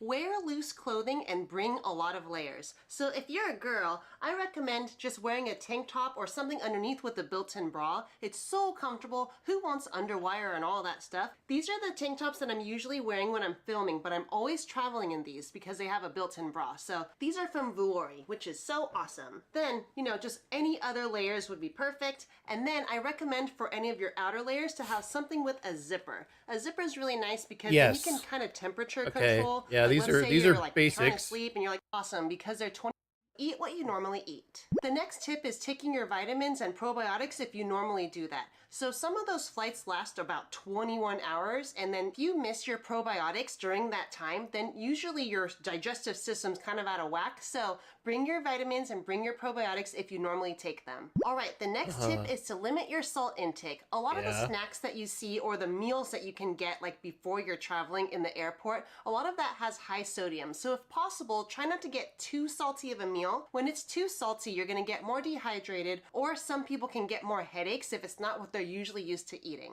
Okay, I do love airplane food and I love the snacks that come on by, but you should bring your own snacks as well, the ones that you enjoy, in order to not get hangry. Because sometimes when they're taking a long time to bring the snacks, you're like, oh, I'm so hungry. So just bringing some snacks that you really enjoy is gonna be key.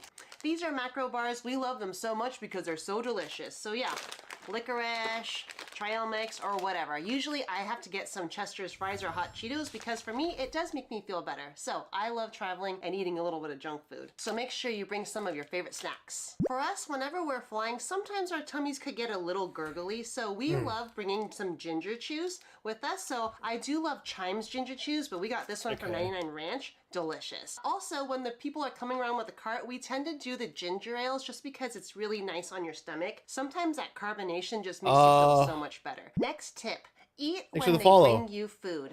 Now, the people that are feeding you, the really nice people, they're trying to adjust you to the time zone that you are traveling to. So whenever you see food and they're feeding you, try to eat it and it will help you with jet lag. If you are traveling pretty far, try to travel at nighttime so you can get your shower in, you can brush your teeth, wear your pajamas, like your nice comfy pajamas, so then you can have a good night's sleep. So usually when we do this, it really helps us with jet lag. If you're trying to get a good sleep, try to limit your blue light and being on your phone or watching the TV in front of you. Instead, bring a book and read that and it'll make you nice and sleepy. If you're someone that has a hard time falling asleep or staying asleep, then when you're booking your flight, if you get an option, try to avoid the back of the plane or the middle of the plane or wherever you think there's going to be a bathroom. At that time, you're going to have the door closing and opening. People are going to be walking by you. So if you're a sensitive sleeper, try to sleep where you think there's not going to be a bathroom. If we're talking about seat strategy and you're someone that likes to stretch out their legs or walk on the aisle, go to the bathroom whenever you want, or you don't want to be interrupted by your sleep,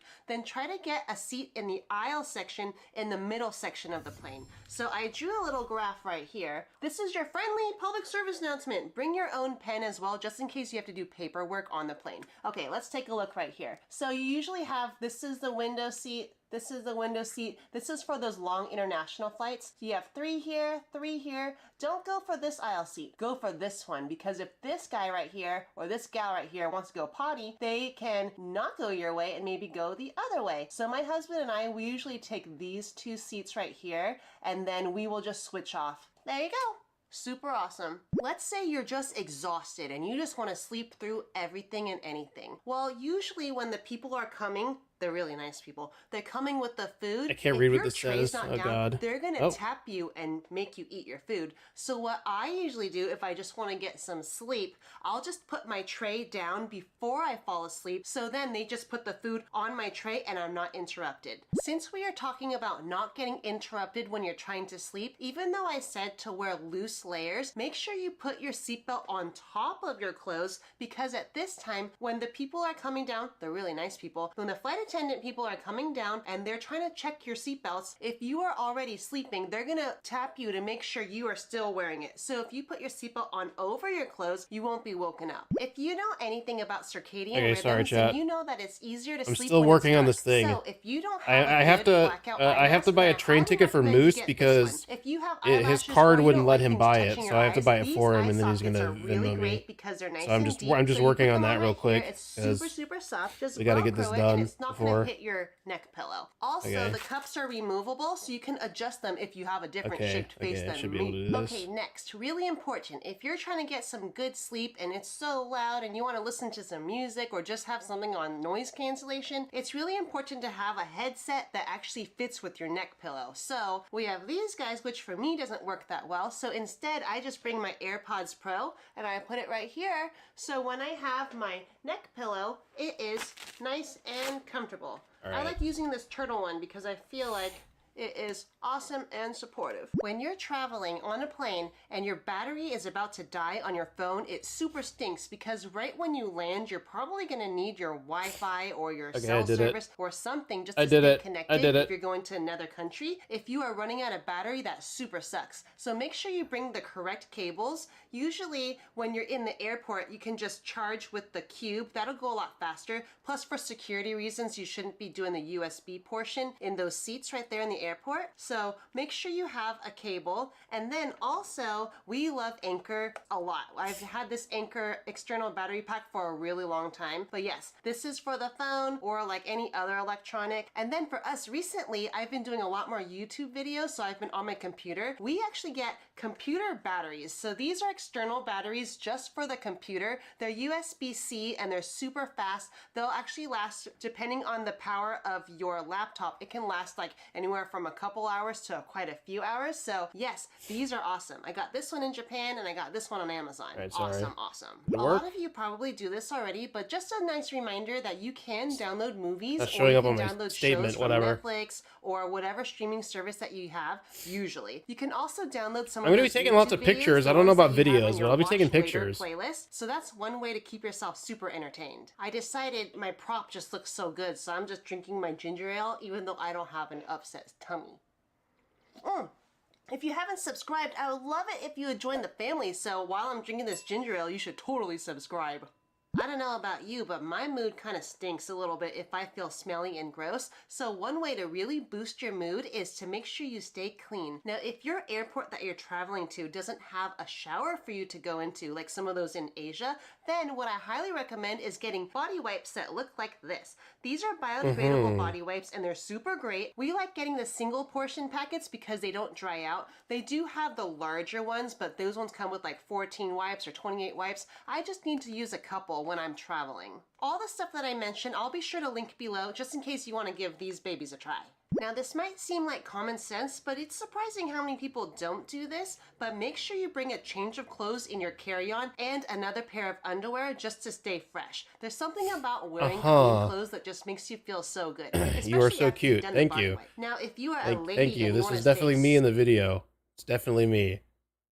Super fresh. Usually what you can do is wear a panty liner, and that, ooh, I know that's like a word we don't really like to use. Panties better. Below. You want more details? Okay.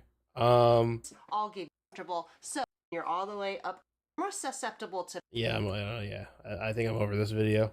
Konnichiwa. If you're planning your first 2-hour phone call? That's crazy.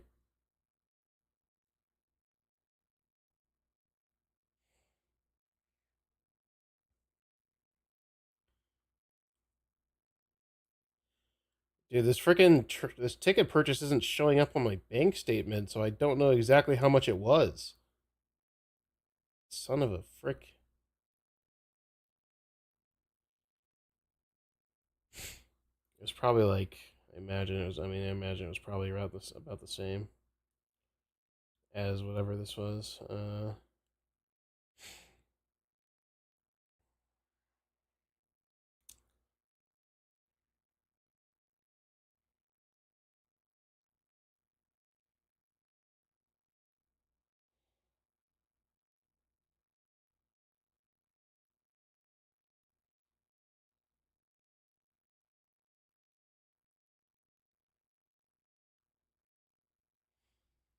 All right. Oakley dokley.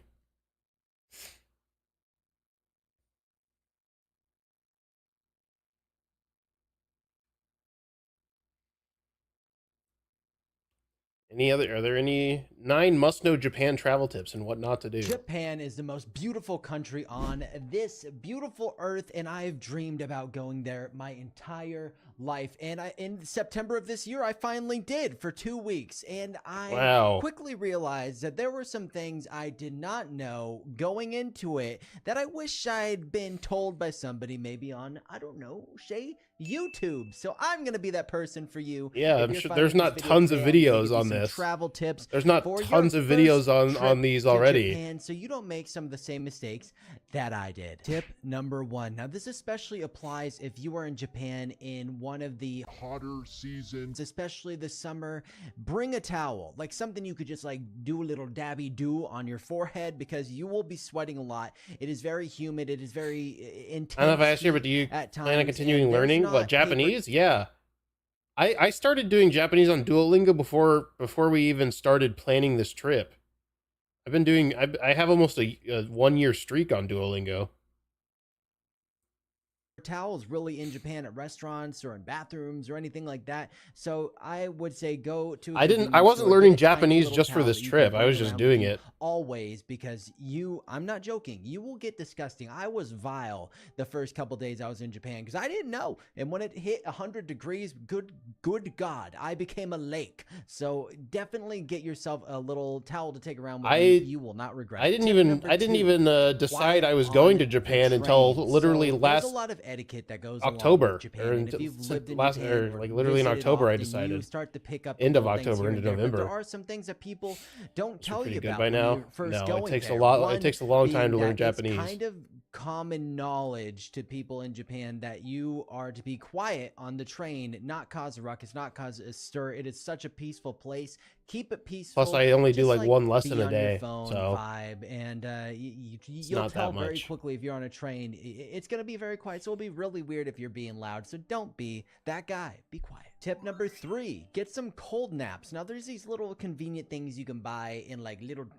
plastic little bags of cold wet naps that you can put on your neck during the summer, and oh my god, they are lifesavers. They are phenomenal. And just like I mentioned in the first tip, bringing a towel, these things will be just the double whammy to make you feel much more comfortable in the heat. Find them at convenience stores. Find them really anywhere. You'll know what I'm talking about if you're in Japan. They are lifesavers. Tip number 4: having cash. There's a lot of places that will accept Visa or Suica cards, but the thing is, you don't want to get caught out and be that guy that's at a restaurant and then suddenly they only take cash but didn't advertise it, and you're like, well, I don't got no money. So don't bank on them accepting your Visa. You see what I did there? Bring cash. Tip number 5: bring a bag for trash. Bag, So yeah. there's not a lot of trash cans around the streets of Japan, aside from right next to like little vending machines. Sometimes there's a little like bottle disposal, recycling, or a little tiny trash can. But again, you don't want to bank on these things being wherever you're going to be. So what I did is I got like a little plastic bag to put in my backpack, and I would just store my trash in there and just wrap it up until I got to the Airbnb. I don't think I would want to live in Tip number Japan. 6: escalator etiquette. Now back to etiquette again, but on the escalators in a lot of places in Japan, on the left side, it's kind of assumed that you're going to be stagnant and just chilling for the ride, whereas on the right, they are leaving space for you to just kind of skirt your way up the escalator. So, and this will change, like in Osaka, I think it's like the opposite. I think people stay stagnant on the right side of the escalator and move fast on the left side. I'm not really sure why.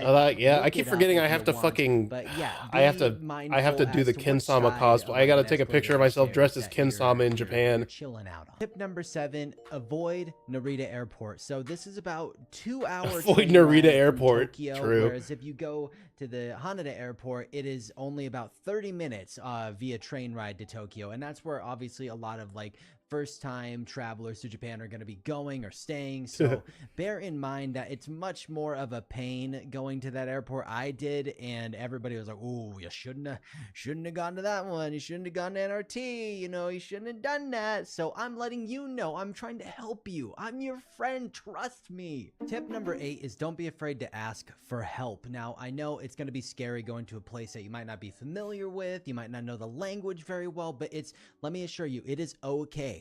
People are used to there being a lot of foreigners or tourists there, so don't be afraid to like reach out to someone. People are honestly really, really friendly there. I had a couple times where I just had no idea how to navigate where I was going, and I would ask just policemen that were in the street, and they would just nicely direct me there, and like sometimes even walk me to the place I was trying to get to. So I think it's okay. Yeah. I mean, obviously try to learn as much Japanese. All as you cops are can, 'cause I think bastards that's kind of except a the ones in respectful thing to Japan. do. But if obviously you're not going to be fluent, so just don't be afraid to ask people. It's I know it's scary, but it will be okay. They'll be there to help you. And last but not least, tip number 9 is honor systems. Honor systems. There are a ton of honor systems in Japan. I literally saw stores on like so many different streets that just didn't have. I'm actually I don't know. I'm kind of looking forward to see like how tall I am compared to a lot of the people there. So I'm from the US. This would not work here. People would steal. Not to trash on the US too much. What up, Iron? Like, it just wouldn't work. But so this was blowing my mind. But again, don't soil a good thing, you know? Like, respect the honor systems, be polite, respect just this place that you're in, this country you're in, and the way things function. And also, I saw like a ton of bikes that would be lined up, not locked. Again, that would not work in the US, but it works in Japan, so let's keep it working, all right? Respect the honor systems. Well, there you have it. Those are 9 tips that you can use for your first trip to Japan. If you've been to Japan before, let me know in the comments. Tell me where I should go next time. I think we're at a point where these videos are just repeating the same information over and over. I think we're sort of at that point, to be honest. How to dining out in Japan. Honestly, this one might be good. This one might be good information. With its complex culture and numerous unique customs, it can sometimes be a little stressful to dine out in Japan without worrying about making a cultural faux pas.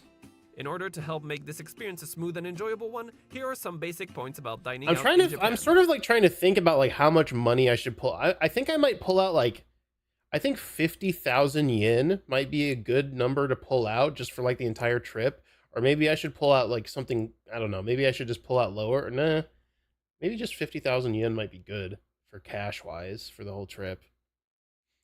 I don't want to have too much left over though. That's the thing.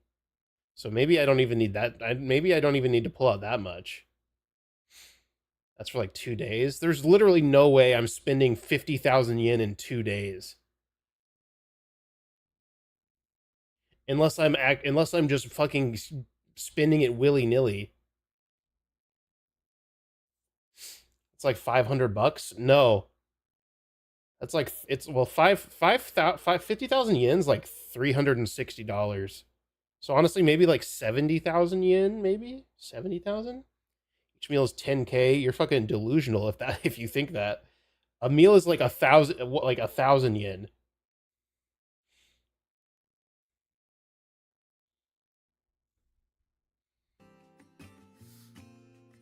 Entering the restaurant.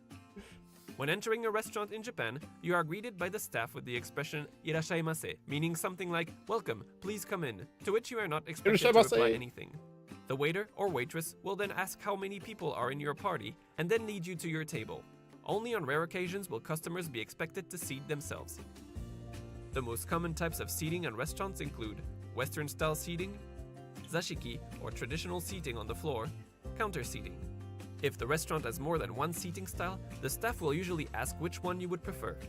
Most restaurants have a no smoking policy. However, smoking is still allowed in some smaller and older restaurants that display a smoking allowed sign at the entrance. Ordering and eating. Once seated, each diner is usually served a free glass of water or tea. If that is not the case, free water or tea is available for self-service somewhere in the restaurant. Ocha kudasai. With the glass of water, you will also be given a wet towel called oshibori, which is used to clean your hands before eating. Oshibori. While you might see some other people do it, it is not good manners to wipe your face or other body parts with your oshibori. If chopsticks aren't already set, you can find them in a box on the table. Most often they are disposable chopsticks that need to be separated in two before using. Nowadays, more and more restaurants have an English menu, and a lot of restaurants have menus with pictures, which can be helpful if you do not read Japanese. In the case where a menu is in Japanese only, you have 2 options. 1. Ask the waiter for the osusume, recommendation, or omakase, chef's choice. The latter will often get you some surprisingly good meal, but prepare to be adventurous and do not expect it to be cheap. 2. Use the plastic replicas of the dishes often displayed in the entrance of the restaurant and point at the one you would like to be served. These replicas serve to entice the customer and provide an accurate visual description of the style and price of meals found inside. To order, you can call the staff using the word "sumimasen," excuse me, or use the call button located on the table of many restaurants. Once you have finished ordering, the waiter or waitress will often repeat your order for confirmation. At many restaurants, everybody at the table is expected to order one meal individually, but at casual dining and drinking establishments, such as izakaya, it is also very common to share dishes at the table. Paying. After receiving your meal, or once you're finished eating, the staff will leave the bill face down on the table. In most restaurants, you're supposed to bring your bill to the cashier near the exit to pay, since it is not common to pay directly at the table. Cash is always accepted, and a large majority of restaurants also accept credit cards, as well as other electronic or mobile payment methods, such as Suica IC cards. Wait, you can pay at restaurants with your Suica card? I didn't know that. That's crazy. So how does splitting a bill work? Like, do they bring bills out for each individual person, or like does everyone pay? Is it on one tab? I'm so confused. Some restaurants, such as ramen shops or gyudon restaurants, have a different way of paying. Instead of ordering from a menu at the table, you order your meal from a ticket vending machine near the entrance before being seated. Finally, tipping is not done in Japan. If you do so, you might end up with the staff chasing you to give you back any money left behind. Instead, it is polite to say "Gochisousama deshita" when leaving. So there you have it, the very basic. Gochisousama deshita. Is that how you say that? Gochisousama deshita. Okay. So there you have it, the very basics of Japanese etiquette when it comes to eating at a restaurant. Gochisousama Make sure to also deshita. check out our table manners video. I'm not gonna be able to do that. I'm not gonna do that. That's too cringe. For more information or to check out another video, click the links on the screen now, Gochi- or head over to japanguide.com. Your number one Gochito-sama comprehensive deshita? another video Gochito-sama? Make stop when leaving. Gochisousama deshita. Okay. So there you have it, the very basics of Japanese etiquette when it comes to eating at a restaurant. Make sure to also check out our table manners video for more detailed information on. Interesting. Okay. Have you ever felt awkward at a Japanese restaurant not knowing the proper way to eat? Well, today we're going to be diving into the fascinating world of Japanese dining etiquette. So let me show you some important do's and don'ts for your next visit to a restaurant in Japan. With these simple rules, you know exactly how to dine like a local. But before we go, make sure to subscribe for more awesome Japan content. Let's go!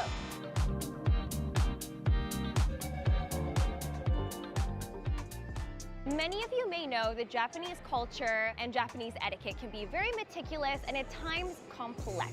But did you know that the origin of this actually started in the 16th and 17th century with Japanese samurai? Japanese samurai were always armed with swords, so at the table there needed to be a kind of truce in order to maintain peace amongst all parties.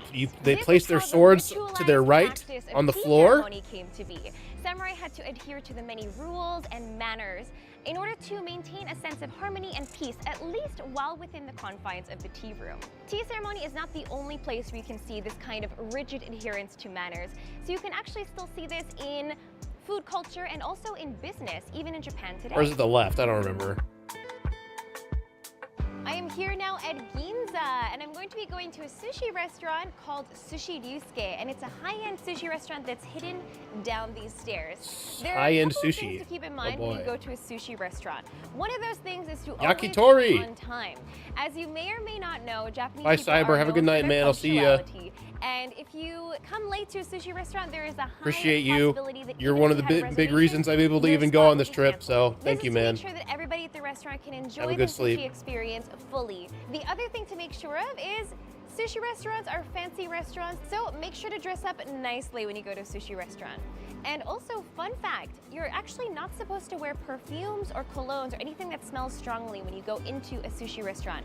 But let's go inside and find out why. I'm not bringing any nice clothes, so. よろしくお願いします。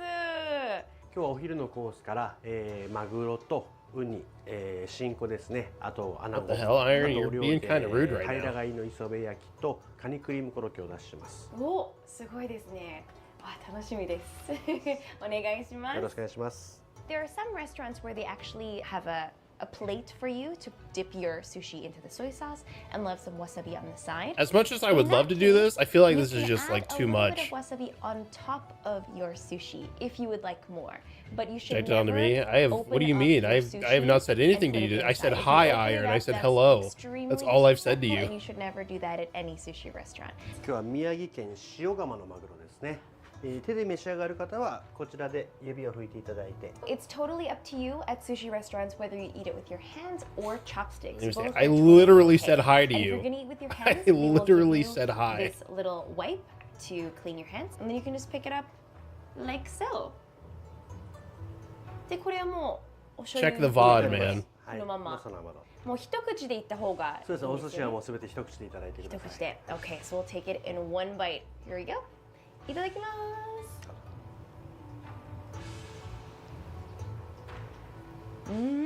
It does look good though. That sushi does look good. すごく旨味があって、シャリもちょっといつもと赤酢だからちょっといつもと違うような。そうですね。まあ旨味香りが強いですよね。あとわさびもいい感じにちょっと。Oh, fresh wasabi too. I've never had it. すごくいいですね。素晴らしい。中トロですね。わあ、美味しそう。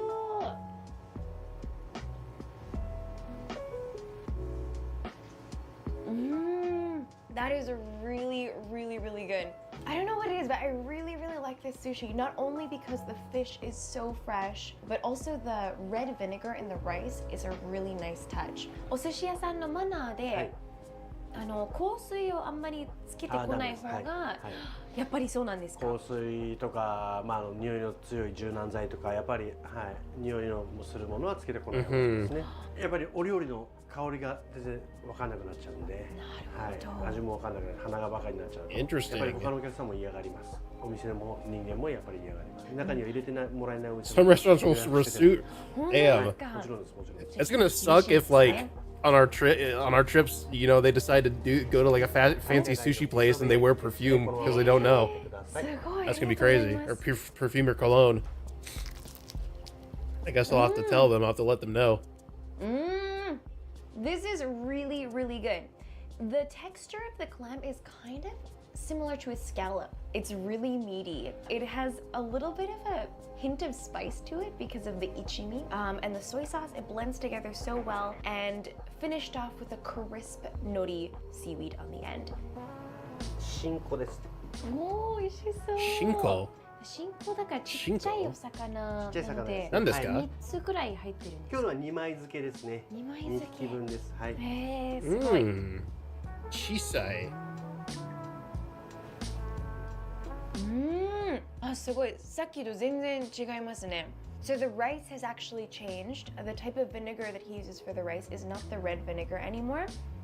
So it's a little bit more mild. ちょっと塩気が強めですよね、これは。塩と酢で締めてますので。あ、なるほど。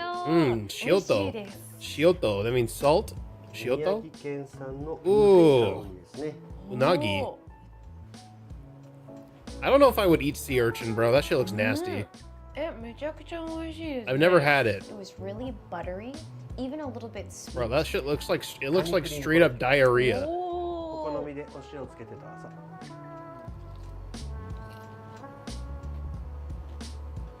It's real good. You know, I would try it. For anybody What the hell, who loves Platy? fried things, that is the really hell? fantastic. It's basically a creamy crab cake that's been crisply deep fried. And the outside is really freaking nice and fricked crisp up. and crunchy, and the inside is creamy, and you get that umami from the crab. アナゴですね。お塩と甘いタレですね。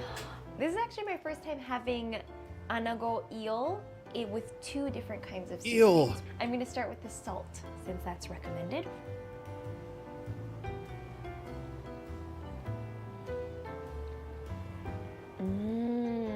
That is a wonderful, gentle, but heavenly flavor actually. Wow, it's just this really fluffy and warm meat from the anago, just very delicately salted, and you can enjoy the taste of the vinegar in the rice as well. Brings it all together so beautifully. Let's have our last bite of sushi for my lunch today. This is the one with the sweet sauce. The sweet sauce.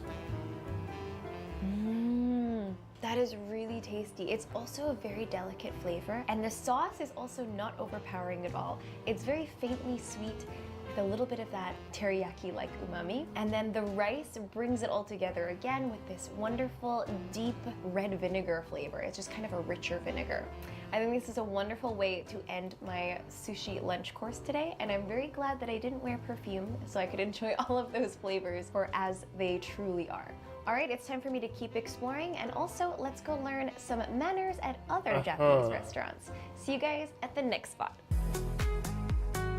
外国人で I could 食事 lift の you マナー up. 間違ったマナーを使ってるのを見たことありますか？間違ったマナーはないです。特に間違っても OK だとは思わないんですけど、でなんか日本人としてはなんだろうこう文化が多分違うと思うので、それはなんか違うのかなっていうのは見て She's わかる very 時もありますし understanding. Very それは understanding. いいかなって思うんですけど、こう食べた後のポイ捨てとかそういったのはあんまり良くないのかなっていうふうに思います。国内問わず。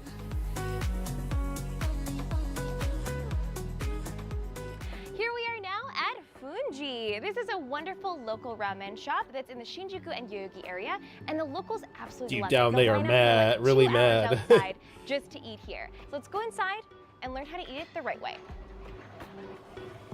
This is a ramen place?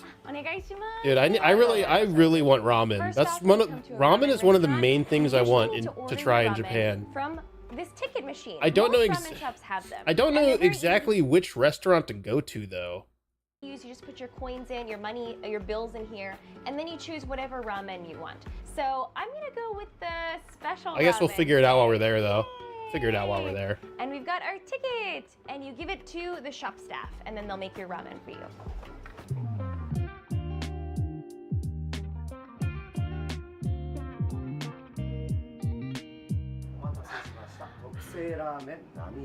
Wow, oishiso! What a delicious looking bowl of ramen. The soup looks so rich. One thing that's important to do in Japan at any restaurant, whether it's ramen, sushi, wherever you go, is to say itadakimasu before you eat. This roughly translates just like in my to, Japanese "I will humbly animes. receive this food." Itadakimasu. It's really showing respect to both the food itself and also to the person who makes the food. Say it with me. Itadakimasu. Itadakimasu. I want to debunk the myth that you have to slurp your noodles in Japan in order to be polite. It Yeah. is true that slurping Big your ramen slurps. shows some appreciation to the owner. The reason is because if you're slurping it, obviously it seems like Whoa, you're that really water's enjoying your food. cold. You're just trying to get it in your mouth as fast as possible, so they appreciate it when Bone you apple slurp it, teeth. but it's really up to you.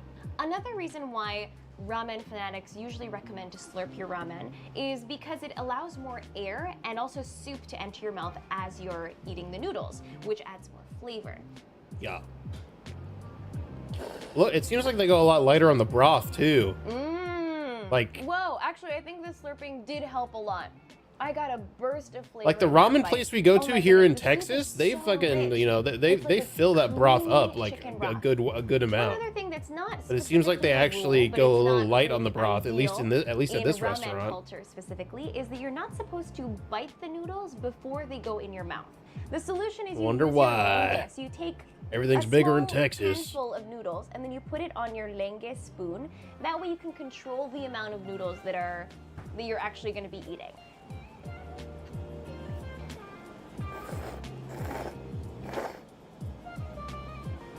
Nice. Good It slurp. worked, and it's very delicious. I'm Good going to be slurp. doing that from now on. Give it a try. One other chopstick related rule in Japan is that you're not actually supposed to point with your chopsticks. And when you're done eating, or if you're taking a break from eating, don't stab your chopsticks into the noodles. This is considered actually kind of impolite. So Probably gonna end instead, stream you here put your chopsticks soonish, neatly chat, on because your I do need to finish packing. I also need to just do a few other things and make sure I have everything for my trip. That was an amazing bowl of ramen. So, very I'm probably not filling. gonna go I for think too much the longer. soup is so rich, it does make you feel extra full. And now I want to mention, what do you do with the soup? It's actually very common to not finish your soup in Japan. But if you do want to drink some How long is soup, the flight? you can 12 also hours. drink it directly from Well, the we bowl. have like a I don't know. I don't remember how long it is. We have like I want to say like a 3-4 hour flight to California. And then we have like a 12-hour or so flight to Japan from California. Let's go to the next place.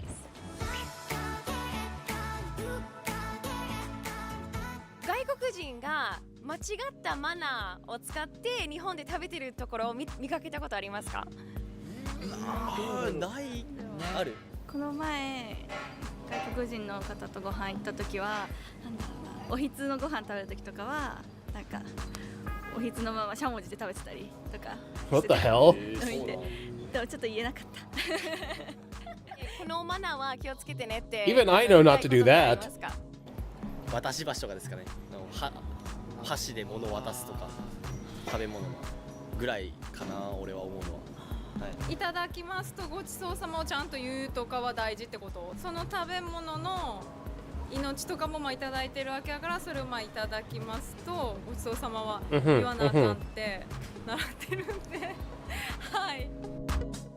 Should I force everyone to say those before and after we eat? Is the famous restaurant Gonpachi located in Nishiazabu. This izakaya restaurant is particularly I say, guys, renowned. before we eat, we have to say itadakimasu, guys. And after we eat, we have to say goshiso sama deshita.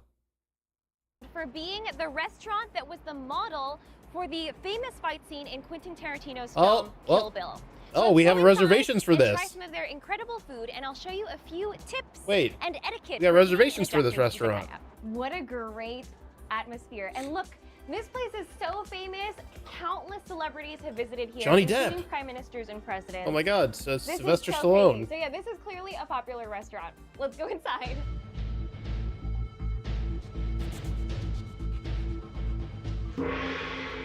I don't know if we're actually going to go to this place or not, though. Wow, this place looks incredible. It looks exactly like the movie. And fun fact for you guys, some people may think that the movie was actually filmed in this restaurant. It actually was filmed in China, and they made a set that looks exactly like this restaurant. The atmosphere here is gorgeous.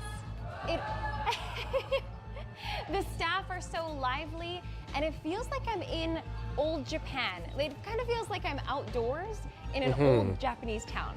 It's beautiful. Oh, Quentin Tarantino. And as per Japanese izakaya style, you take off your shoes before you sit down. Even though this particular area isn't tatami flooring, Take your this one you shoes can off? Put your feet in. It's very comfortable. Whoa, but that water's let's cold. take off our shoes. All right, time to order. Let's start with drinks.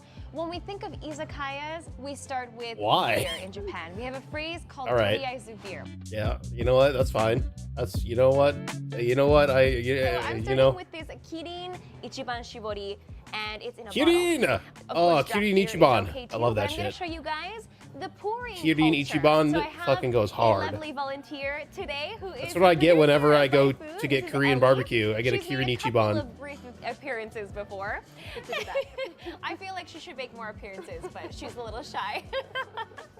So I will basically drama. what you want to do is if you're drinking with somebody else, you should always pour their drink for them, especially if it's in a bottle. And normally, the etiquette is to always make sure that the label is visible to other people. So it should be pointing upward to the side. So Her let's stinky pour feet. the drink. And the person who's receiving the Shit. drink, as Ellie is doing, should hold the glass with two hands. It's just very polite manner. And in Japan, it's customary to pour for each other. Now that we have our 2 glasses of beer, it's time to kanpai or cheers Kanpai! to somebody that you want to show respect for. When you clink glasses, you want to lower your glass like so, not directly up here. So I'm gonna show respect to Ellie. She's the producer, so she's kind of my boss. All right, so she's the boss here. So I'm gonna do a little low clink. Let's give it a try. Ready? Kanpai!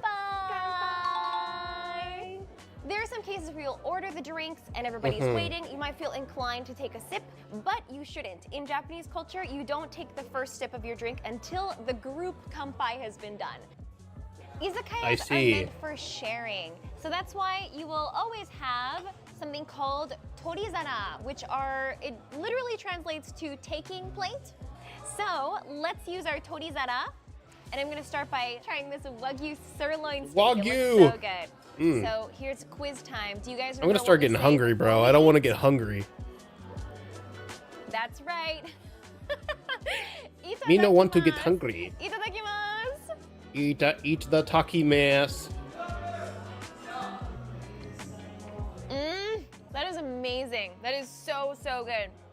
steak, first of all, is so juicy, so tender, perfectly salted with some nice flaky salt, some nice grounds of black pepper, and also you get this citrus taste as well. Next, I want to try the shrimp dumpling. What the hell? That looks crunchy as fuck. Mmm, the texture is incredible. The outside is nice and crispy, but not as hard as you would expect. And the inside is a nice, fluffy interesting. shrimp cake.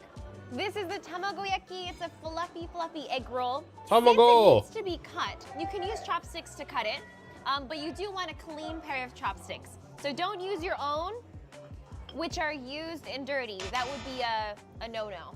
So let's Icky. use the communal clean chopsticks, beautiful ones, to cut some slices. All right, so now That looks pretty good too, honestly. I love eggs. I just fucking love eggs. Like, if I could just eat scrambled eggs, like, for every meal, honestly, I would. Mmm, incredibly fluffy, surprisingly juicy. I want to try ramen. I want to try amu rice. I want to try, you know, conveyor belt sushi. The soy sauce with the daikon I want to try adds so a many nice things, man. kick of flavor as well. Now, finally, let's Yes, try yakitori. I want yakitori. Here, this is the classic yakitori, but I want to try first the tanuki. As you I think can see, it's a yakitori might be better to get in Osaka than in Tokyo, though. Because it's like more of a street food, isn't it? So I feel like it might be better to get that in Osaka. So it's kind of a combination of the chicken meatball skewer called the tsukune, which is a mix Especially of if you go to, like, chicken and Dotonbori. also some of the cartilage. So it's got a little bit of crunch to it. And it's inside a nice, tender, and bouncy shiitake mushroom. That looks pretty good, though. That was an incredible meal. Honestly, one of the best meals ever. Everything was really top notch and very unique dishes. So in Japan, when you finish eating, you put your hands together. Gochiso-sama deshita. Gochiso-sama deshita. It's a little bit long, but you can Gochiso-sama say it with me. deshita. It's Gochiso-sama deshita. I'm pretty sure that'll be on the screen right there. Gochiso-sama deshita. It means thank you for the meal. And normally you're giving thanks to the restaurant, the people who cooked the food, giving thanks. And probably, personally, I believe it's related to Buddhist culture. So let's say it together. Yes. Gochiso-sama deshita. It was delicious. Thank you. Yay. And you can also use this phrase as you're walking out the door, and the restaurant will be very, very happy to hear you say that. So keep that in mind. It's kind of like saying thank you for the dinner. It was delicious. So give that a try.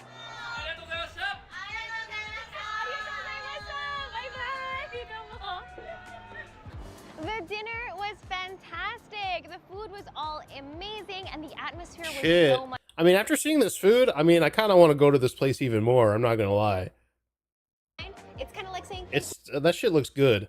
Like that egg looked good. The yakitori looked good. Shit. I guess we'll see, though. We will see.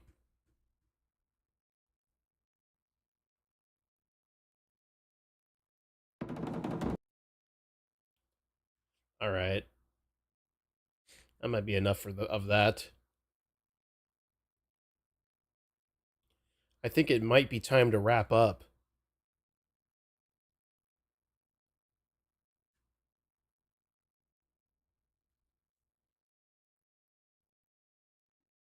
Ugh.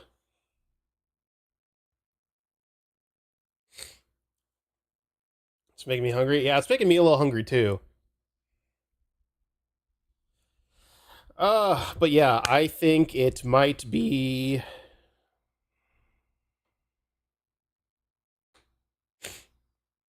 It might be time to head out. I gotta go finish packing. I gotta go freaking do some other stuff. Make sure everything's good. Make sure I have my passport and stuff. Don't forget it.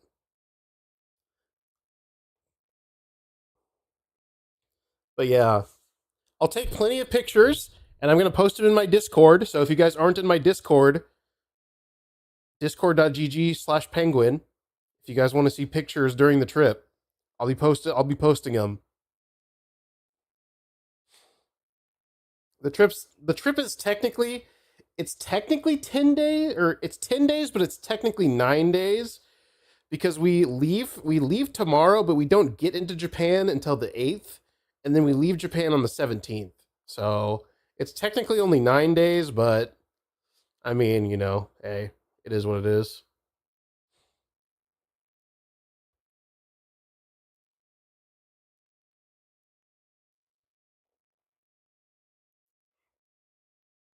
So it's like a week and a half. My monitor just flashed. What the hell was that? That was weird.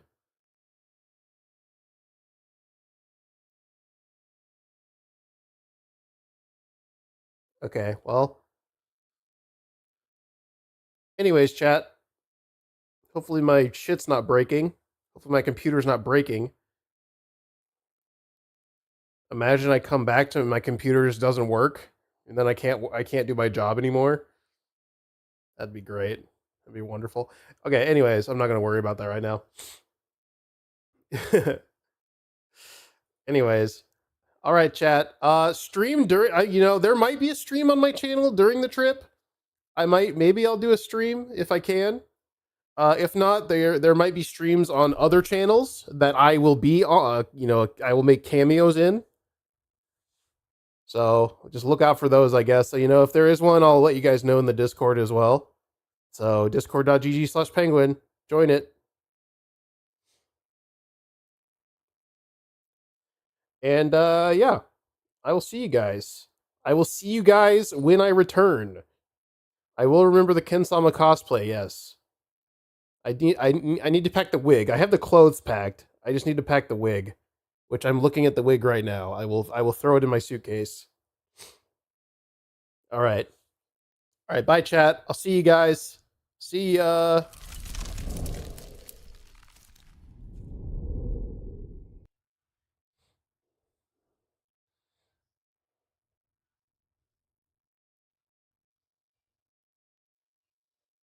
Jane minasan. Arigatou gozaimasu.